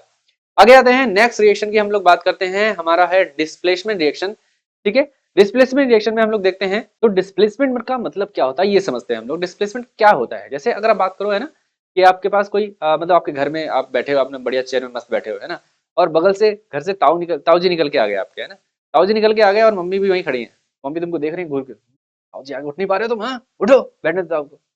तो फिर क्या होगा? आप वहां पे उठोगे और ताऊ जी क्या होंगे? बैठेंगे, क्योंकि ताऊ जी आपसे बहुत सीनियर है ना, आप उनकी रिस्पेक्ट करते हो, तो आप उठोगे और ताऊ जी बैठ जाएंगे, ठीक है। ऐसा क्यों हुआ? क्योंकि ताऊ जी बहुत सीनियर थे और आपको हटा दिया, आप तो उनके सामने कुछ भी नहीं हो, चलो हटो। तो ऐसा होता जाता है ना, हो जाता है घर में अक्सर, कई बार होता है मेहमान आते हैं तो बच्चों को हटो बेटा हटो, बैठने दो, बैठने दो, बड़ों को बैठने दो, है ना। तो ये सीन हो जाता है ऐसे करके, है ना।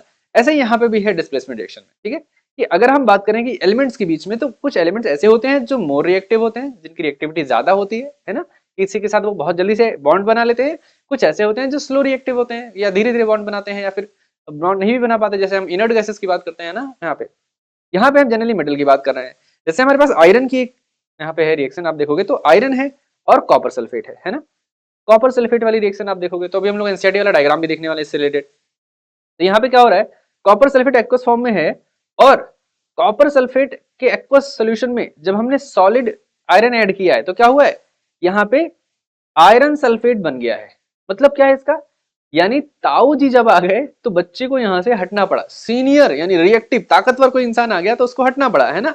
तो वो सीन यहाँ पे हो गया कि आयरन यहाँ पे आने की वजह से कॉपर जो है वो डिपॉजिट हो जाता है। क्यों, क्योंकि iron is more reactive than copper है। यहाँ पे रिएक्टिविटी की अगर हम बात करेंगे तो iron is more reactive than copper. ठीक है, ऐसा ही।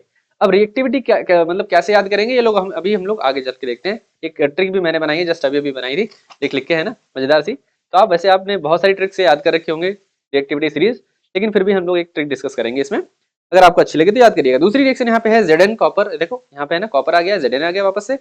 तो Zn सॉलिड अगर हमने कॉपर सल्फेट के सोल्यूशन में डाला तो हमें जिंक सल्फेट मिल रहा है, यानी जिंक भी रिएक्टिव है ज्यादा किससे, कॉपर से। तो यहाँ पे हम कह सकते हैं कि zinc also more reactive than copper. ठीक है, अब यहाँ पे बात करते हैं लेड एंड कॉपर क्लोराइड। देखो कॉपर की इज्जत ही नहीं है कहीं पे ना, हर कोई इसको भगा दे रहा है। चल हट जा भाई, हट जा तू, हट जा। ठीक है, लेड भी इसको क्या कर रहा है, भगा दे रहा है। यहाँ पे Cl2 और PbCl2 बना ले रहा है ना, लेड क्लोराइड बना ले रहा है और Cu जो है सॉलिड फॉर्म में डिपॉजिट हो जा रहा है। ठीक है, तो ये कुछ डिस्प्लेसमेंट रिएक्शन आपको देखने को मिल रही है। बस डिस्प्लेसमेंट रिएक्शन में आपको एक चीज याद रखनी है कि मोर रिएक्टिव लेस रिएक्टिव को हटाएगा, और कहां से हटाएगा, फ्रॉम इट्स सॉल्यूशन, है ना, उस सॉल्ट के सॉल्यूशन से। ठीक है, एक्वस सॉल्यूशन से या सॉल्ट सॉल्यूशन से। ये दो चीजें आपको याद रखनी है। More reactive less reactive metal को डिस्प्लेस करेगा from its salt solution aqueous solution. ठीक है ना, क्लियर है। चलिए आगे देखते हैं। यहाँ पे एनसीईआरटी कॉर्नर देखते हैं हम लोग। तो एनसीईआरटी कॉर्नर में हम लोग वही जो हमने कहा कि एग्जांपल एनसीईआरटी के बहुत इंपॉर्टेंट होते हैं, डायग्राम बहुत इंपॉर्टेंट है, तो उसी को डिस्कस करने वाले हैं। यहाँ पे एनसीईआरटी के डायग्राम में एक्टिविटी में दिया गया था कि आयरन नेल है, उसको डिप करके रखा गया है किसमें, ferrous sorry iron copper sulphate में रखा गया। ठीक है, कॉपर सल्फेट में रखा गया है। अच्छा, इनिशियली कॉपर सल्फेट का अगर हम लोग कलर देखते हैं तो कैसा दिखता है, हमें ब्लू दिख रहा है ना। इनिशियली तो ब्लू दिख रहा है यहाँ पे, लेकिन धीरे धीरे जब हम इसे छोड़ देते हैं इसके अंदर, तो जो हमारा ब्लू कलर है वो चेंज हो जाता है ग्रीनिश कलर में। ठीक है, यहाँ पे आप कैसा कलर देख रहे हो, ग्रीनिश कलर या ग्रीन कलर, हल्का लाइट ग्रीन कलर आ जाता है। ठीक है, ऐसा क्यों हुआ भाई, ब्लू से ग्रीन कैसे बन गया भाई। तो अभी अभी हमने देखा रिएक्शन में, क्या देखा कि जब हमने आयरन को ऐड किया, किससे, आयरन को ऐड किया कॉपर सल्फेट के एक्वस सोल्यूशन में, है ना, कॉपर सल्फेट के एक्वस सोल्यूशन में, तो क्या बना, FeSO4 बन रहा था, प्लस कॉपर डिपॉजिट हो रहा है भैया, है ना। तो क्या हो रहा है, FeSO4 जो बना है ये है ग्रीन कलर का, है ना, ये बना है इस टेस्ट ट्यूब के अंदर, है ना, ग्रीन कलर का। तो यहाँ पे आप साइड बाय साइड देख सकते हो, ब्लू कलर है जिसमें अभी आयरन सल्फेट नहीं बना है, जबकि यहाँ पे बात करेंगे तो आयरन सल्फेट बन गया है, इस वजह से ग्रीनिश हो गया है। नेल में क्या चेंज आया, इनिशियली आयरन नेल ऐसा था, बाद में आयरन नेल ऐसा ब्राउनिश हो गया। क्यों हो गया, क्योंकि कॉपर का कलर ब्राउनिश हो जाता है ना। कॉपर का नेचुरल कलर कैसा हो जाता है, ब्राउनिश हो जाता है जब डिपॉजिट होता है ओवर द नेल। ठीक है, तो ये आप ध्यान में रखेंगे। क्लियर है ना, ये डायग्राम, ये एक्सप्लेनेशन और ये रिएक्शन आपको बहुत अच्छे से याद रखनी है। चलिए आगे देखते हैं फटाफट हम लोग। तो रिएक्टिविटी सीरीज यहाँ पे आ गई है ना, एक डायग्राम मैंने रिएक्टिविटी सीरीज का लिख दिया, हालांकि इसमें सारी चीजें आपको याद करने की जरूरत नहीं है ना। जो मैं लिख रहा हूँ उसको याद करिए, क्योंकि एनसीईआरटी में इतना ज्यादा लंबी लिस्ट नहीं दी गई है ना, मतलब कुछ इसमें दो चार एलिमेंट हटा दिए गए। ठीक है, जैसे मैं क्या क्या हटा रहा हूँ तो वो भी आप हटा दीजिएगा उस, क्योंकि आपके पास अभी इस एलिमेंट को याद करने की जरूरत नहीं है। ठीक है, जैसे यहाँ पे क्योंकि हम मेटल की सीरीज बात करें तो सिर्फ मेटल रखेंगे, है ना। बेरियम भी आप में अभी नहीं है, बाकी सारी चीजें तो लगभग हैं, है ना, उसको याद कर लेते हैं। तो इसको ऐसे याद करते हैं कि जैसे मैं गाँव गया, है ना, तो मेरा एक दोस्त है जो मुझे काका कहता है। क्या कहता है, काका कहता है। उसने कहा काका, पता है सोडियम कहाँ पार्टी कर रहा है, क्या कर रहा है। मैंने कहा है सोडियम पार्टी कर रहा है, कहाँ कर रहा है, कैसे कर रहा है, कहाँ कैसे कर रहा है, चलो हम लोग भी करते हैं। तो कहता नहीं काका, लेकिन सोडियम क्या करता है, सोडियम क्या करता है, लेकिन, ठीक है, काका सोडियम मैंगो आलू जेप्टो से लेकर, है ना, जेप्टो से लेकर फैंसी फैंसी पार्टी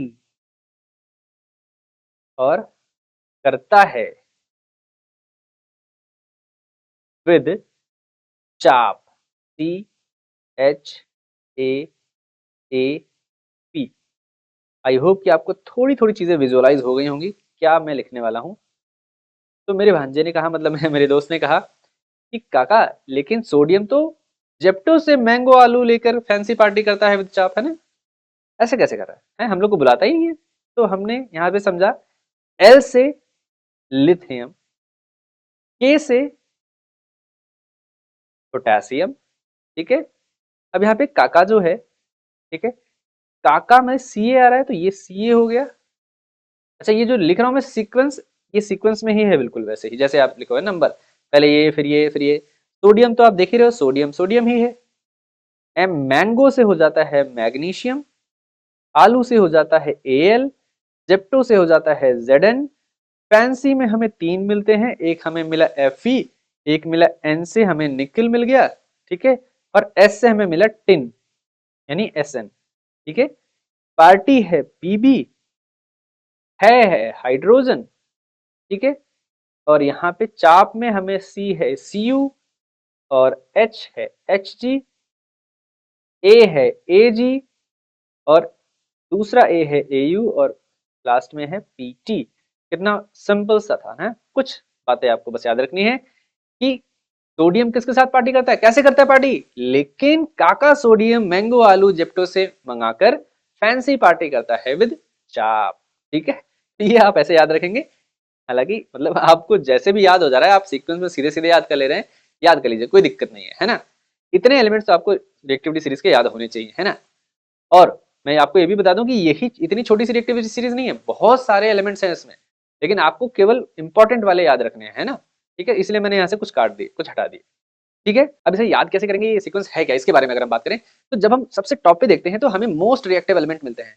ये जो टॉप वाले हैं ये हमारे मोस्ट रिएक्टिव एलिमेंट है, मिड में हमारे इंटरमीडिएट रिएक्टिव है और लास्ट में हमारे लीस्ट रिएक्टिव है। यानी ये ऑर्डर कैसे लिखा गया है, फ्रॉम टॉप टू बॉटम अगर हम बात करेंगे तो रिएक्टिविटी कम हो रही है ना, ठीक है, ऐसे याद रखेंगे। It is the reactivity series, आपको याद होगा, ठीक है।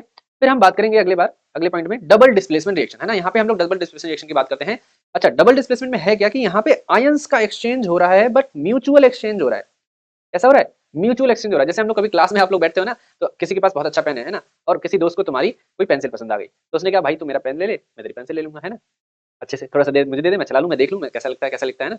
तो ये क्या है, म्यूचुअल एक्सचेंज हुआ ना। तो वैसे यहाँ पे कि जब दो सोल्यूशन को आपस में मिक्स किया गया तो दोनों सोल्यूशन के आयंस आपस में म्यूचुअली एक्सचेंज हो जाते हैं ड्यू टू देयर रिएक्टिविटी, ठीक है। वही यहाँ पे लिखा है chemical reaction in which ion get exchange between two reactants, दो रिएक्टेंट्स के बीच में आयन एक्सचेंज हो जाते हैं और न्यू कंपाउंड बनाते हैं। इसे ही हम कहते हैं डबल डिस्प्लेसमेंट रिएक्शन बेटा, है ना। जैसे एग्जांपल है FeCl3, यहाँ पे आयरन क्लोराइड है और सोडियम हाइड्रोक्साइड है आपस में रिएक्ट कर रहे हैं और यहाँ पे सोडियम हाइड्रोक्साइड का प्रेसिपिटेट बन रहा है, ठीक है, क्या बन रहा है, प्रेसिपिटेट बन रहा है, ठीक है। और यहाँ पे NaCl एक्वस बन रहा है। तो यहाँ पे क्या हुआ है, Fe जो है वो क्या हो जा रहा है, एक तरह से डिस्प्लेस हो जा रहा है from its aqua solution of Cl, है ना, Cl के साथ जो उसके साथ एक्वा सॉल्यूशन बनाया था FeCl3 का, वो डिस्प्लेस हो जा रहा है उससे। कौन आ जा रहा है उसमें, Na आ जा रहा है, ठीक है, Na ज्यादा रिएक्टिव है। फिर जो जो यहाँ पे OH था फ्री फॉर्म में, उससे रिएक्ट कर गया कौन, आयरन, तो ये FeO मतलब आयरन हाइड्रोक्साइड बन गया आपका, है ना, FeOH का होल थ्राइस, ये आपका सॉलिड फॉर्म में बन गया, ठीक है। दूसरा एक एग्जांपल हमारे पास है यहाँ पे कैल्शियम क्लोराइड, यहाँ पे भी एक्वस है ये भी एक्वस है, दोनों ही जब आपस में रिएक्ट करते हैं तो कैल्शियम कार्बोनेट बन रहा है एंड हमें यहाँ पे NaCl वापस से मिल जा रहा है, ठीक है। सदाबहार NaCl है ना, नमक हर जगह मिलेगा, हमको नमक लगा के खाने मजा ही आता है, तो वही सीन है यहाँ पे, NaCl बार बार मिल जा रहा है, ठीक है। यहाँ पे अगर आप ध्यान दोगे तो सोडियम जो है वो कार्बोनेट के साथ था, अभी यहाँ पे सोडियम किसके साथ है, क्लोरीन के साथ है, तो यहाँ पे इससे डिस्प्लेसमेंट हो गया है, ठीक है। तो ये दोनों एग्जांपल किसके हैं, डबल डिस्प्लेसमेंट के। क्या होगा, mutual exchange of ions between two reactants, है ना, due to their reactivity, reactivity की वजह से ऐसा हो रहा है, तो इसे हम डबल डिस्प्लेसमेंट रिएक्शन कहते हैं। यहाँ पे उसी का एक एग्जांपल दिया गया है, अगर आप देखोगे ध्यान से तो यहाँ पे हमें मिलेगा हमारे पास सोडियम सल्फेट यानी Na2SO4 हमारे पास एक रिएक्टेंट है और इसको ऐड किया जा रहा है बेरियम क्लोराइड में, है ना, BaCl2 में ऐड किया जा रहा है बेटा, दोनों ही एक्वस है ना, सोल्यूशन है तो एक्वस लिख सकते हैं हम लोग। इसको ऐड किया जा रहा है तो क्या बन रहा है हमारे पास, NaCl बन रहा है, सदाबहार कंपाउंड बन रहा है एक्वस, NaCl बन रहा है और प्लस में बन रहा है BaSO4, ठीक है। तो BaSO4 हमें बना और वो भी सॉलिड फॉर्म में बनेगा, कैसा बनेगा, सॉलिड फॉर्म में बनेगा, प्रेसिपिटेट के फॉर्म में बनेगा, PPT के फॉर्म में, ठीक है, तो यहाँ पे BSO4 बन गया। ठीक है, यही यहाँ पे देखोगे तो ये व्हाइट क्रिस्टल के फॉर्म में व्हाइट व्हाइट व्हाइट व्हाइट आपको दिखाई देगा यहाँ पे। ठीक है बेटा, तो ये भी क्या है, डबल डिस्प्लेसमेंट है एनसीईआरटी के मतलब आपके देख सकते हो यहाँ पे एनसीईआरटी के अकॉर्डिंग यहाँ पे है।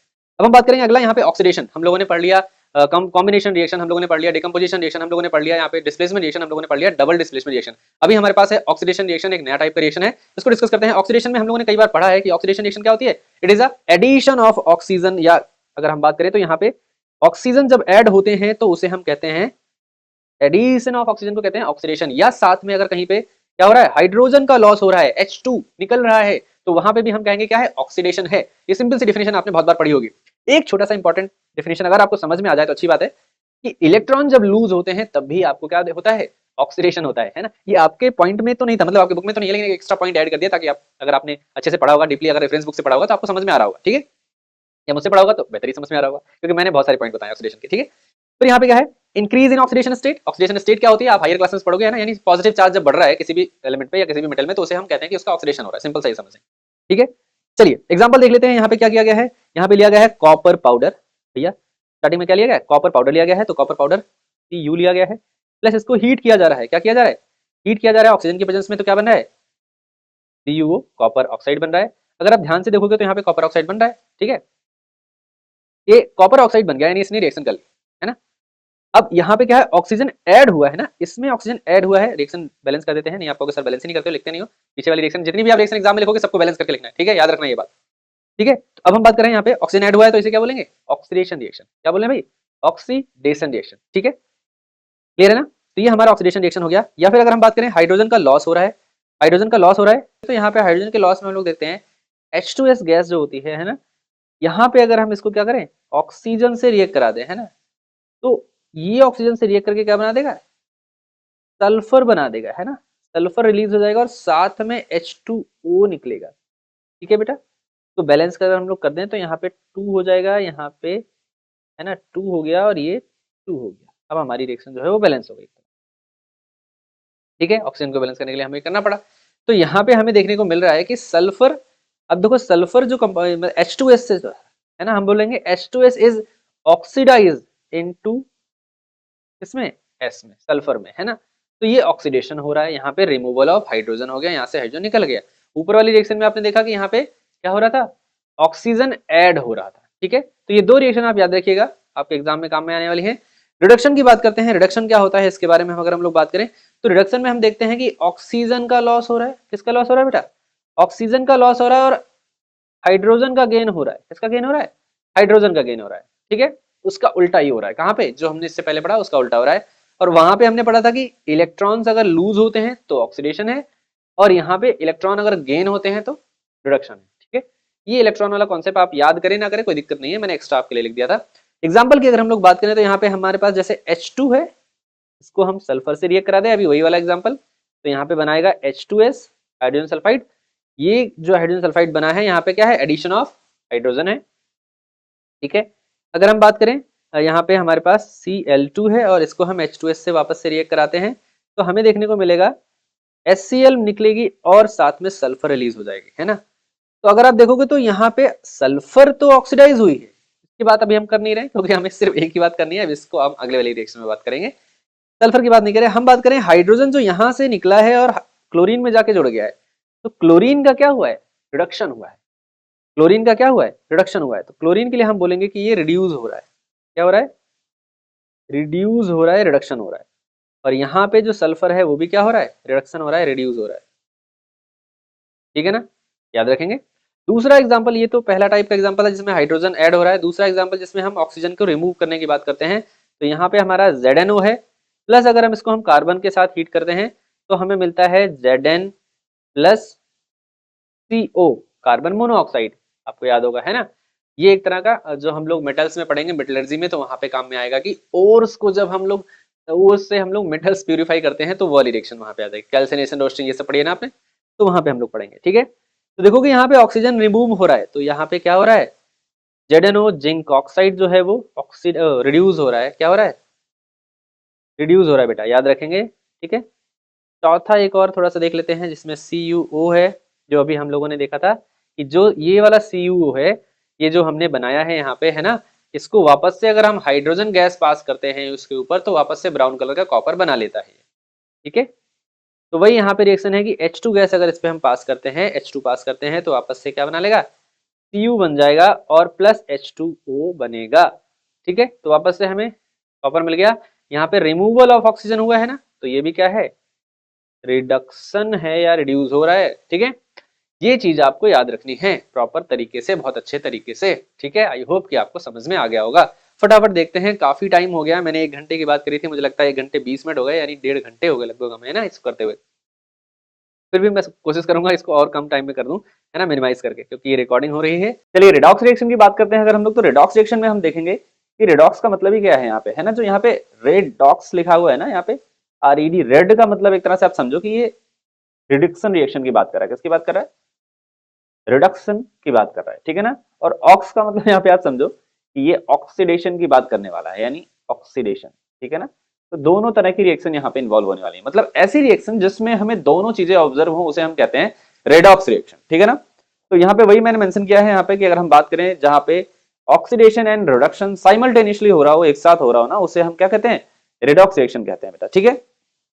फिर अगर हम बात करें भाई यहाँ पे, इसकी बात अभी हम थोड़ी देर में करते हैं, रिड्यूसिंग एजेंट और ऑक्सीडाइजिंग एजेंट की बात करते हैं। पहले रिडॉक्स रिएक्शन की कुछ एग्जांपल देख लेते हैं हम लोग। तो जैसे रिडॉक्स रिएक्शन में हमने कहा कि दोनों चीजें होने वाली है ना, जैसे एग्जांपल के लिए हमारे पास पहला एग्जांपल है, यहाँ पे देखेंगे तो H2S जो अभी हम लोगों ने देखा था ना, अगर इसमें हम Cl2 से रिएक्ट कराते हैं इसको, तो क्या हमें मिलता है, 2HCl मिल जाता है, प्लस जो हमें है वो आपका सल्फर हमें सेपरेट हुआ मिल जाता है ना। अब यहाँ पे अगर हम ध्यान देते हैं तो ध्यान हमें देना है कि किसका रिडक्शन हो रहा है, किसका ऑक्सीडेशन हो रहा है, ठीक है, क्योंकि हमें दोनों चीजें ऑब्जर्व करनी है। जैसे हाइड्रोजन यहाँ पे है ना, तो हाइड्रोजन निकल रहा है, removal of hydrogen from the H2S, यानी H2S रिड्यूस हो रहा है इनटू सल्फर, ठीक है। तो यहाँ पे ऑक्सीडाइज हो रहा है, क्योंकि रिमूवल ऑफ हाइड्रोजन है ना, तो ऑक्सीडेशन हो रहा है, ठीक है। यहाँ पे क्या हुआ बेटा, ऑक्सीडेशन हो गया। सिमिलरली अगर हम देखेंगे तो क्लोरीन जो है, यहाँ पे क्लोरीन में क्या हो रहा है, एडिशन ऑफ हाइड्रोजन हो रहा है। और पता है हमें कि एडिशन ऑफ हाइड्रोजन क्या होता है, एडिशन ऑफ हाइड्रोजन जो होता है हमारा, उसे हम कहते हैं रिडक्शन, ठीक है। तो हमें रिडक्शन भी देखने को मिला इसी रिएक्शन में, और इसी रिएक्शन में हमें ऑक्सीडेशन भी देखने को मिल गया। जो पिछली रिएक्शन थी वही वाली हम लोगों ने करी है, ठीक है ना। तो यहाँ पे हो गया आपका रिडॉक्स रिएक्शन का एग्जांपल, ठीक है। एक और छोटा सा एग्जांपल हम लोग देख लेते हैं, रिडॉक्स रिएक्शन की बात कर रहे हैं तो रिडॉक्स रिएक्शन का एक और एग्जांपल देख लेते हैं। जैसे अभी हमने एक रिएक्शन देखी थी जिसमें हम बात कर रहे थे, जो कॉपर ऑक्साइड है, इसमें अगर हम H2 गैस प्रोवाइड कराते हैं इसको, है ना, कॉपर ऑक्साइड है और इसको हम H2 गैस प्रोवाइड अगर कराते हैं तो हमें क्या देखने को मिलता है कि वापस से H2O बन जाता है और जो कॉपर है वो सेपरेट हो जाता है, निकल जाता है ना, ऐसे हम लोगों ने देखा था अभी। तो यहाँ पे अगर हम देखेंगे सिमिलरली जैसे हमने पहले देखा था, यहाँ पे क्या हो रहा है, जो हमारा कॉपर ऑक्साइड है ना, वो कॉपर में क्या हो रहा है, रिड्यूस हो रहा है, आप देखोगे, क्योंकि ऑक्सीजन रिमूव हो रहा है ना। तो रिमूवल ऑफ ऑक्सीजन क्या है, रिडक्शन है। अभी मैं यहां से हट जाऊंगा तो आप देख लीजिएगा आसानी से, है ना। तो ये क्या हो रहा है, देखो आप, तो रिडक्शन हो रहा है यहाँ पे, है ना। और अगर हम बात करते हैं यहाँ पे हाइड्रोजन के साथ, जो हाइड्रोजन है उसके साथ ऑक्सीजन जुड़ रहा है, तो हाइड्रोजन का इटसेल्फ क्या हो रहा है, एक तरह से अपने आप में हाइड्रोजन क्या हो रहा है, ऑक्सीडाइज हो रहा है, ऑक्सीडेशन हो रहा है, ठीक है। आई होप कि आपको समझ में आ रहा होगा। तो एक ऐसी रिएक्शन जिसमें दोनों ही प्रॉपर्टीज हमें देखने को मिलती हैं, oxidation as well as reduction, those reaction are considered as redox reaction. Now coming to the point that what is a reducing agent and what is oxidizing agent. यहाँ पे रिड्यूसिंग एजेंट क्या है और ऑक्सीडाइजिंग एजेंट क्या है। Agent यहाँ पे नाम आ रहा है ना, एजेंट का मतलब क्या होता है, जैसे जनरली अगर आपको कहीं ट्रैवल करना हो तो हम लोग क्या करते हैं, ट्रैवलिंग एजेंट, है ना, या ट्रैवलिंग एजेंसी से कांटेक्ट करते हैं, या फिर ट्रैवलिंग एजेंट से कांटेक्ट करते हैं कि भाई हमें यहाँ की फ्लाइट चाहिए, यहाँ की टिकट चाहिए, है ना, ऐसे ऐसे करके। यानी जो एजेंट है वो एक मीडियम हो गया जिसकी हेल्प से हम ट्रेवल करेंगे, है ना, जिसकी हमें हेल्प से हमें टिकट मिलेगी। सिमिलरली यहाँ पे अगर रिड्यूसिंग एजेंट है तो उसकी हेल्प से हम रिड्यूस होंगे, मतलब जो हमारा कंपाउंड है वो रिड्यूस होगा, है ना, जो चीजें हैं वो क्या होंगी, रिड्यूस होंगी। या फिर जो ऑक्सीडाइजिंग एजेंट है उसकी हेल्प से हमारा जो कंपाउंड है वो ऑक्सीडाइज होगा। फॉर एग्जाम्पल नीचे अगर आप देखोगे यहाँ पे इसी वाली रिएक्शन में देखोगे आप, तो देखो क्लोरीन, अभी नॉर्मली क्लोरीन था, लेकिन यहाँ पे हम कह रहे हैं कि क्लोरीन रिड्यूस हो गया है ना, ठीक है। अब रिड्यूस होने के लिए इसने हाइड्रोजन ऐड किया है अपने आप में। हाइड्रोजन आया कहां से, क्योंकि हाइड्रोजन जहां से आएगा, जो हाइड्रोजन दे रहा होगा वही तो उसके लिए रिड्यूसिंग एजेंट हो जाएगा। क्या हो जाएगा, रिड्यूसिंग एजेंट हो जाएगा उसके लिए, है ना, रिड्यूसिंग एजेंट हो जाएगा वहां पे। देखिए वही है यहाँ पे कि H2S जो है यहाँ पे आप देखोगे तो प्रोवाइड करा रहा है हाइड्रोजन, तो H2S is kind of reducing agent, ठीक है, ये क्या है RA ऐसे लिख देते हैं ना, रिड्यूसिंग एजेंट, ठीक है ना, क्लियर है। अब देखो अगर हम ऐसे देखें दूसरे पर्सपेक्टिव से कि क्लोरीन हाइड्रोजन को खींच ले रहा है अपने पास एक तरह से और उससे रिएक्ट कर जा रहा है, ठीक है, और इसकी वजह से सल्फर का क्या हो रहा है, ऑक्सीडेशन हो रहा है, क्या हो रहा है, ऑक्सीडेशन हो रहा है। तो यहाँ पे क्लोरीन की वजह से एक तरह से कह सकते हैं ऑक्सीडेशन हो रहा है ना, क्योंकि क्लोरीन निकाल ले रहा है उसको, हाइड्रोजन को उसके पास से, है ना, हटा दे रहा है।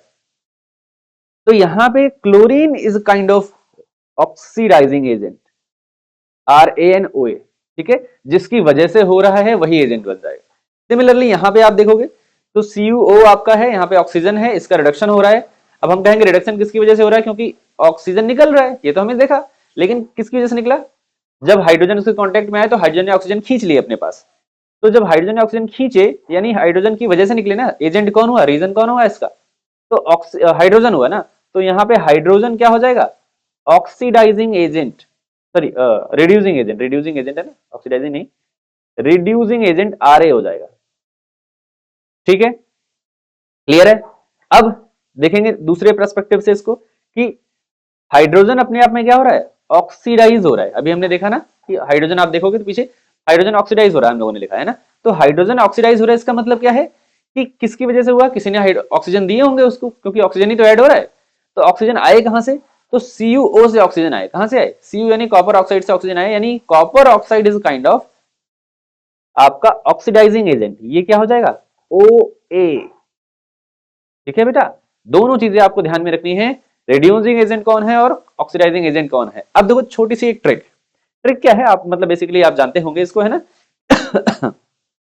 कि जो भी आपके रिड्यूसिंग एजेंट होते हैं, मतलब जो ऑक्सीडाइज हो रहे हैं वो होते हैं रिड्यूसिंग एजेंट, और जो रिड्यूस हो रहे हैं वो होते हैं ऑक्सीडाइजिंग एजेंट। जैसे क्लोरीन यहाँ पे रिडक्शन हो रहा है क्लोरीन का, तो ये अपने आप में क्या है, ऑक्सीडाइजिंग एजेंट है, उल्टा हो जाता है, अपोजिट हो जाता है।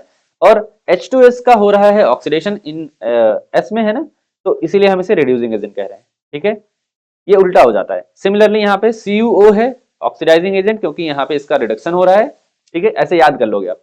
और H2 जो H2 है वो उसका हो रहा है ऑक्सीडेशन, तो ये है रिड्यूसिंग एजेंट, ठीक है, अपोजिट हो जाता है दोनों चीजें, क्लियर है। तो सारी चीजें क्लियर हो गई ना, oxidizing agent, reducing agent and red oxidation क्या होती है, ये सारी चीजें क्लियर है आपको, ठीक है। अब यहाँ पे इलेक्ट्रॉन के बेसिस पे एक ट्रिक मैंने लिखी थी, ऑयल रिग।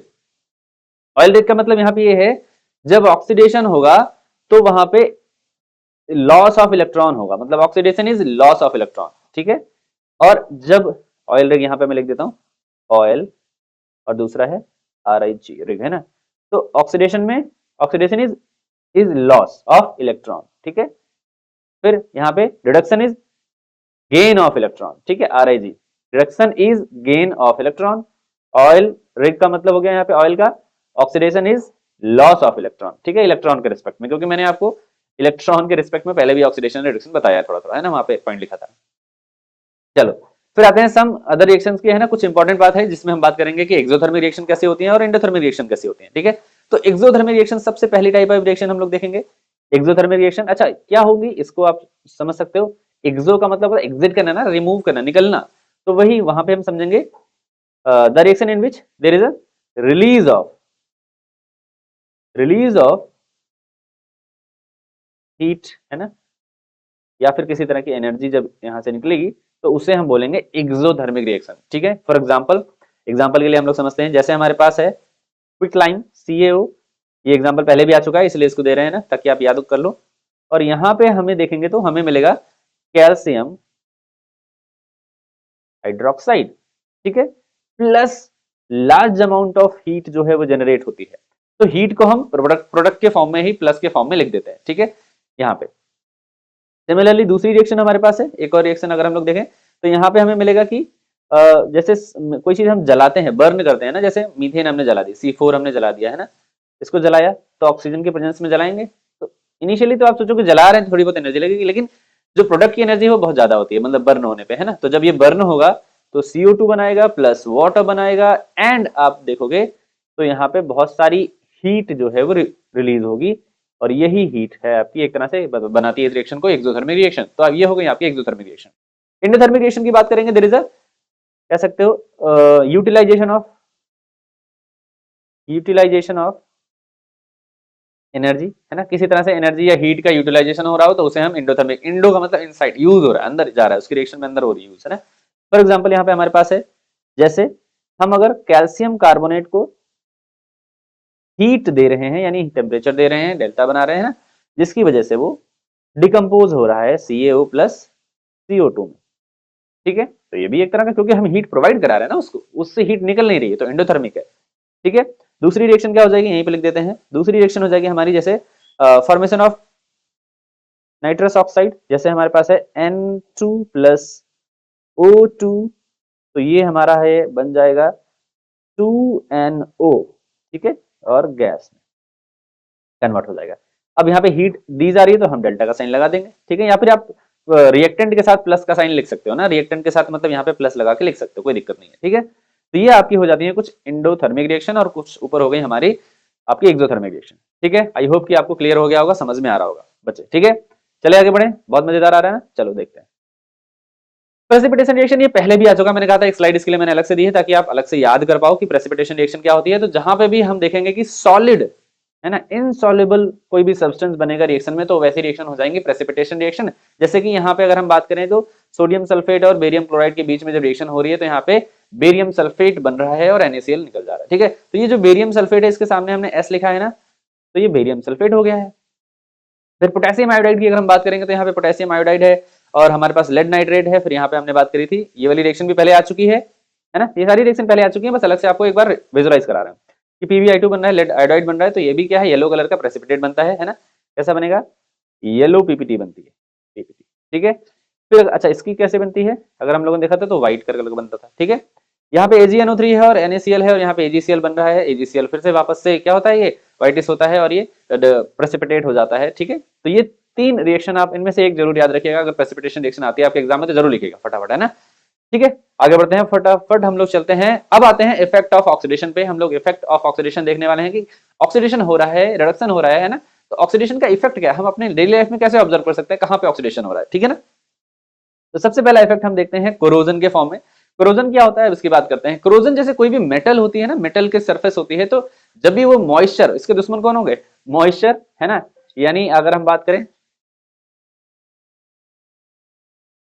मॉइस्चर हो गया, और क्या कह सकते हो आप, ऑक्सीजन O2, है ना, वाटर एंड O2, ठीक है। अगर हम इसको वाटर लिख दें तो और अच्छा रहेगा, है ना, आप थोड़ा सा समझ पाओ। वाटर मतलब जब भी ये कोई भी मेटल जो है वाटर के कांटेक्ट में जनरली आती है, जो हाईली रिएक्टिव होती है या फिर मॉडरेटली रिएक्टिव होती है वाटर से, ये तो इन दोनों से क्या होती है, रिएक्ट कर जाती हैं, और रिएक्ट करने से वजह से वहां पे डिफरेंट डिफरेंट टाइप के कंपाउंड बन जाते हैं और मेटल की सरफेस खराब हो जाती है, उसे हम कहते हैं कोरोजन। तो वही यहाँ पे लिखा हुआ है कि gradual deterioration of the metals, है ना, मेटल की सरफेस में, जिसकी वजह से क्या, किससे रिएक्ट करती है, ऑक्सीजन से रिएक्ट कर लिया, मॉइस्चर से रिएक्ट कर लिया, ठीक है, एसिड से रिएक्ट कर लिया, या अदर कोई केमिकल है उससे रिएक्ट करके।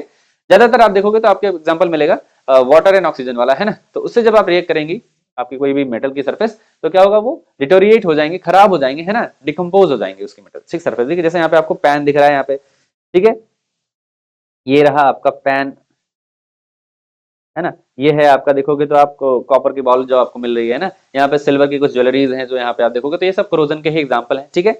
यहाँ पे देखोगे आप क्या है, आयरन है, आयरन ऑक्सीजन से रिएक्ट कर रहा है और ह्यूमिडिटी के साथ, मतलब मॉइस्चर के साथ रिएक्ट कर रहा है, और फेरस हाइड्रोक्साइड बना रहा है। एक्चुअली में आपकी बुक में लिखा होगा, है ना, कि ये कुछ इस तरह से प्रोडक्ट है ना, Fe3O4 डॉट NH2O, है ना। NH2O का मतलब भी यही है, आप इसको भी याद कर सकते हो और इसको भी याद कर सकते हो, कोई दिक्कत नहीं है, ठीक है। Fe3O4 भी याद कर सकते हो, ये भी आप लिखे होगे तो गलत नहीं होगा आपके लिए, ठीक है। कॉपर की अगर हम बात करें तो यहाँ पे कॉपर जो है वो ग्रीनिश हो जाता है, यहाँ पे आप देख रहे हैं कॉपर ग्रीन ग्रीन का हल्का हल्का आपको दिखाई दे रहा है, तो ग्रीनिश हो जाता है। कैसे होता है कि जब ये कार्बन डाइऑक्साइड और वाटर के साथ, ऑक्सीजन के साथ रिएक्ट करता है तो ये डिफरेंट डिफरेंट कंपाउंड बनाता है। जैसे यहाँ पे कॉपर ऑक्साइड है, वाटर से रिएक्ट करके बना लेती है copper hydroxide and copper carbonate बनता है, तो इसके अलग अलग शाइनिंग सरफेसेस आ जाते हैं, ब्लैक एंड शाइनी सरफेसेस आ जाते हैं। यहाँ पे बात करेंगे tarnishing of the silver, tarnishing of silver में हम देखेंगे तो यहाँ पे हमें देखने को मिलेगा कि H2S से, यानी सल्फाइड के कंपाउंड से रिएक्ट कर रहा है और Ag2S बना रहा है ना, सिल्वर सल्फाइड बना रहा है। आप देखोगे तो ये ब्लैकिश ब्लैकिश है, जैसे मम्मी लोग घरों में नहीं ज्वेलरीज पहनती हैं, अगर चांदी वांदी की कोई पहनता है तो देखो बहुत थोड़े थोड़े समय बाद ये ब्लैक सा हो जाता है, काला सा हो जाता है, तो उसे फिर हमें सुनार के यहाँ ले जाना पड़ता है साफ करवाने। तो वो कालापन क्या होता है, एक्चुअल में Ag2S होता है जो रिएक्ट कर जाता है, मतलब इन्वायरमेंट में जो भी सल्फर की गैसेस हैं, जैसे कि यहाँ पे H2S है, वो रिएक्ट कर लेती है और फिर Ag2S बन जाता है, फिर ब्लैक के साथ जाता है सिचुएशन। ठीक है, तो ये हो गया हमारा रस्टिंग ऑफ आयरन, ये हो गया हमारा ग्रीन कोटिंग ऑफ कॉपर, और ये हो गया टार्निशिंग ऑफ सिल्वर। तो 3 तरह के एग्जाम्पल आप याद रखोगे कोरोजन के। ठीक है, कोई दिक्कत नहीं है, आपने पहले से पढ़ा है, वैसे भी ये रिवीजन सीरीज है। हम बात करते हैं इसे प्रिवेंट कैसे कर सकते हैं, है ना। तो पहले रीजन तो हमने समझा कि कॉज क्या है, जिसकी वजह से हमने देखा कि वाटर है, मॉइस्चर है, प्रेजेंस ऑफ एसिड सॉल्ट है, टेम्परेचर, इसकी वजह से रीजन है। कैसे बचा सकते हैं, बचाने का हमें तरीका पता होना चाहिए, है ना। जैसे कि हमारे पास पेंटिंग है, किसी चीज को हम सरफेस को पेंट कर देते हैं घरों में ना, हम लोग टेबल चेयर जो भी मेटल की होती है वो सब हम क्या करते हैं, पेंट करके रखते हैं, ताकि खिड़कियां वगैरह आप देखो पेंट करके रखते हैं ताकि उसमें रस्टिंग ना हो।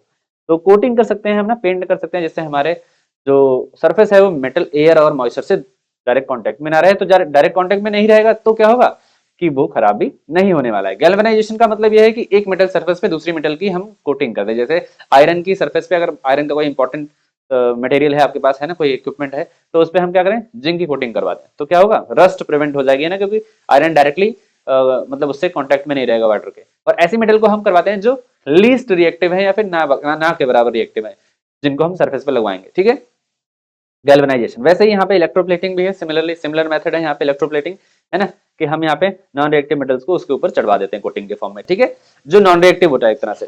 फिर एलॉइंग का मतलब वही है कि हम ऐसे एलॉय का यूज करते हैं, जैसे हम स्टील वगैरह यूज करते हैं ना, स्टील का एक तरह का एलॉय है, तो उसमें हम जब यूज करेंगे तो हमें उसमें रस्टिंग की प्रोसेस हमें देखने को नहीं मिलेगी और हमारा मेटल जो है वो प्रोटेक्टेड रहेगा। ठीक है, आयरन जो हमारा वो प्रोटेक्टेड रहेगा। ठीक है, लास्ट पॉइंट हम लोग पढ़ने वाले हैं रेंसिडिटी। रेंसिडिटी हम लोग पढ़ेंगे क्योंकि ये लास्ट पॉइंट है, तो हम लोग इसको जल्दी देख लेते हैं और हमारा समअप कर देते हैं सब कुछ, है ना। तो फिर लास्ट पॉइंट में हम लोगों ने देखा कि रेंसिडिटी में क्या होता है, देख रहे हैं रेंसिडिटी में क्या होता है कि अगर हमारा फूड कभी भी क्या होता है, oil containing food, fat containing food अगर हम टिफिन में भूल जाते हैं, स्कूल से आए और टिफिन में रख दिया ऐसे ही भूल गए, तो अगले दिन क्या होता है, बहुत अजीब सी स्मेल आ जाती है, अनप्लीजेंट स्मेल आ जाती है ना।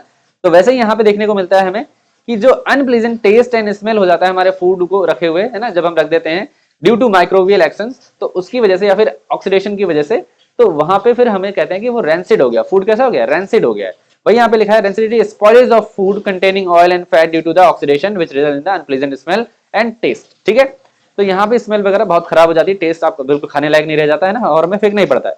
रीजन क्या है, कॉजेज क्या है, तो 2 तरह के कॉज हो सकते हैं यहाँ पे। पहला जो कॉज है वो ऑक्सीडेटिव रेंसिडिटी है। ऑक्सीडेटिव रेंसिडिटी का मतलब आप समझ रहे होगा कि ऑक्सीडेशन हो जाए ना, मतलब जो अनसैचुरेटेड फैट वगैरह है वो ऑक्सीजन के साथ रिएक्ट करें और अलग अलग तरह की डिफरेंट टाइप की बहुत अजीब अजीब सी स्मेल्स क्रिएट हो जाएगी और आपके कंपाउंड डिफरेंट टाइप के क्रिएट हो जाएंगे। ठीक है ना। दूसरा कॉज क्या है कि जैसे आप फोटो में देख सकते हो, माइक्रोब्स की वजह से अगर यहाँ पे क्या हो रहा है ना, हाइड्रोलिटिक रेंसिडिटी, यानी माइक्रोब जो है वो एंजाइम वगैरह सिक्रीट करते हैं, जैसे फंजाई हो गया, बैक्टीरिया हो गया, ये एंजाइम सिक्रीट करेंगे और उन एंजाइम की वजह से आप देखोगे तो क्या होगा, हमारा फूड खराब हो जाएगा। तो 2 तरह के हमारे पास रेंसिडिटी के फेनोमेना आ गए, एक ऑक्सीडेटिव आ गया, एक हाइड्रोलिटिक आ गया। ठीक है ना। तो रेंसिडिटी क्या होता है, सिंपली हमारा जो फूड खराब हो जाता है उसकी वजह से। ठीक है ना। तो ये हमारा पॉइंट था रेंसिडिटी वाला। बहुत ज्यादा हम लोगों ने इसमें टाइम नहीं दिया है क्योंकि इतना ज्यादा बहुत टिपिकल टॉपिक है भी नहीं, आप समझ सकते हो ना, आपने पढ़ा होगा कई बार। ठीक है, कंडीशंस की बात करते हैं कि क्या कंडीशन है, बस ये इंपॉर्टेंट पॉइंट है कि इसे प्रिवेंट कैसे कर सकते हैं ना।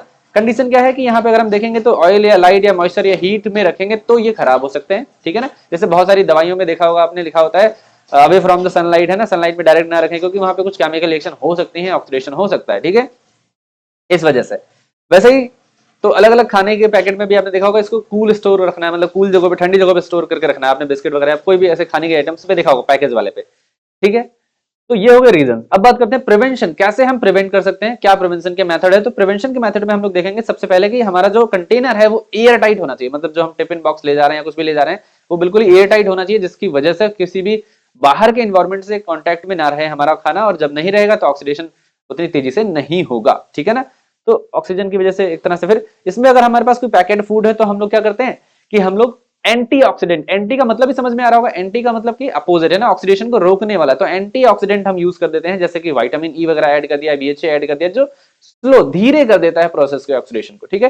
रेफ्रिजरेशन का मतलब क्या है कि हम ठंडी जगह पे रेफ्रिजरेटर वगैरह में अपने फूड को स्टोर करते हैं, जो 2-2 3-3 4-4 दिन चल जाता है ना। ऐसे पैकेट फूड जो आते हैं हम लोग क्या करते हैं, एक बार में ले आए और फिर वो 1 हफ्ते चल रहा है किसी चीज का। ठीक है, तो वो क्या है, रेफ्रिजरेशन हो गया। ठीक है। इनर्ट गैसेस का जो है, अगर आप देखोगे तो जो पैकेट फूड आते हैं उसमें हम लोग गैसेस, आपने देखो नाइट्रोजन फ्लस किया जाता है उसके, फ्लस का मतलब क्या है कि नाइट्रोजन फिल की जाती है उसके अंदर, है ना, जो गैस भरी होती है, फूला हुआ चिप्स के पैकेट आपने देखा होगा ना, 2 चिप्स के पैकेट में इतना बड़ा फूला हुआ डब्बा रहता है उसका, है ना, पैकेट रहता है, तो वो क्या होती है, एक्चुअल में नाइट्रोजन गैस होती है, जिससे वो बचाता है कि मतलब ऑक्सीडेशन उसका ना हो, ठीक है।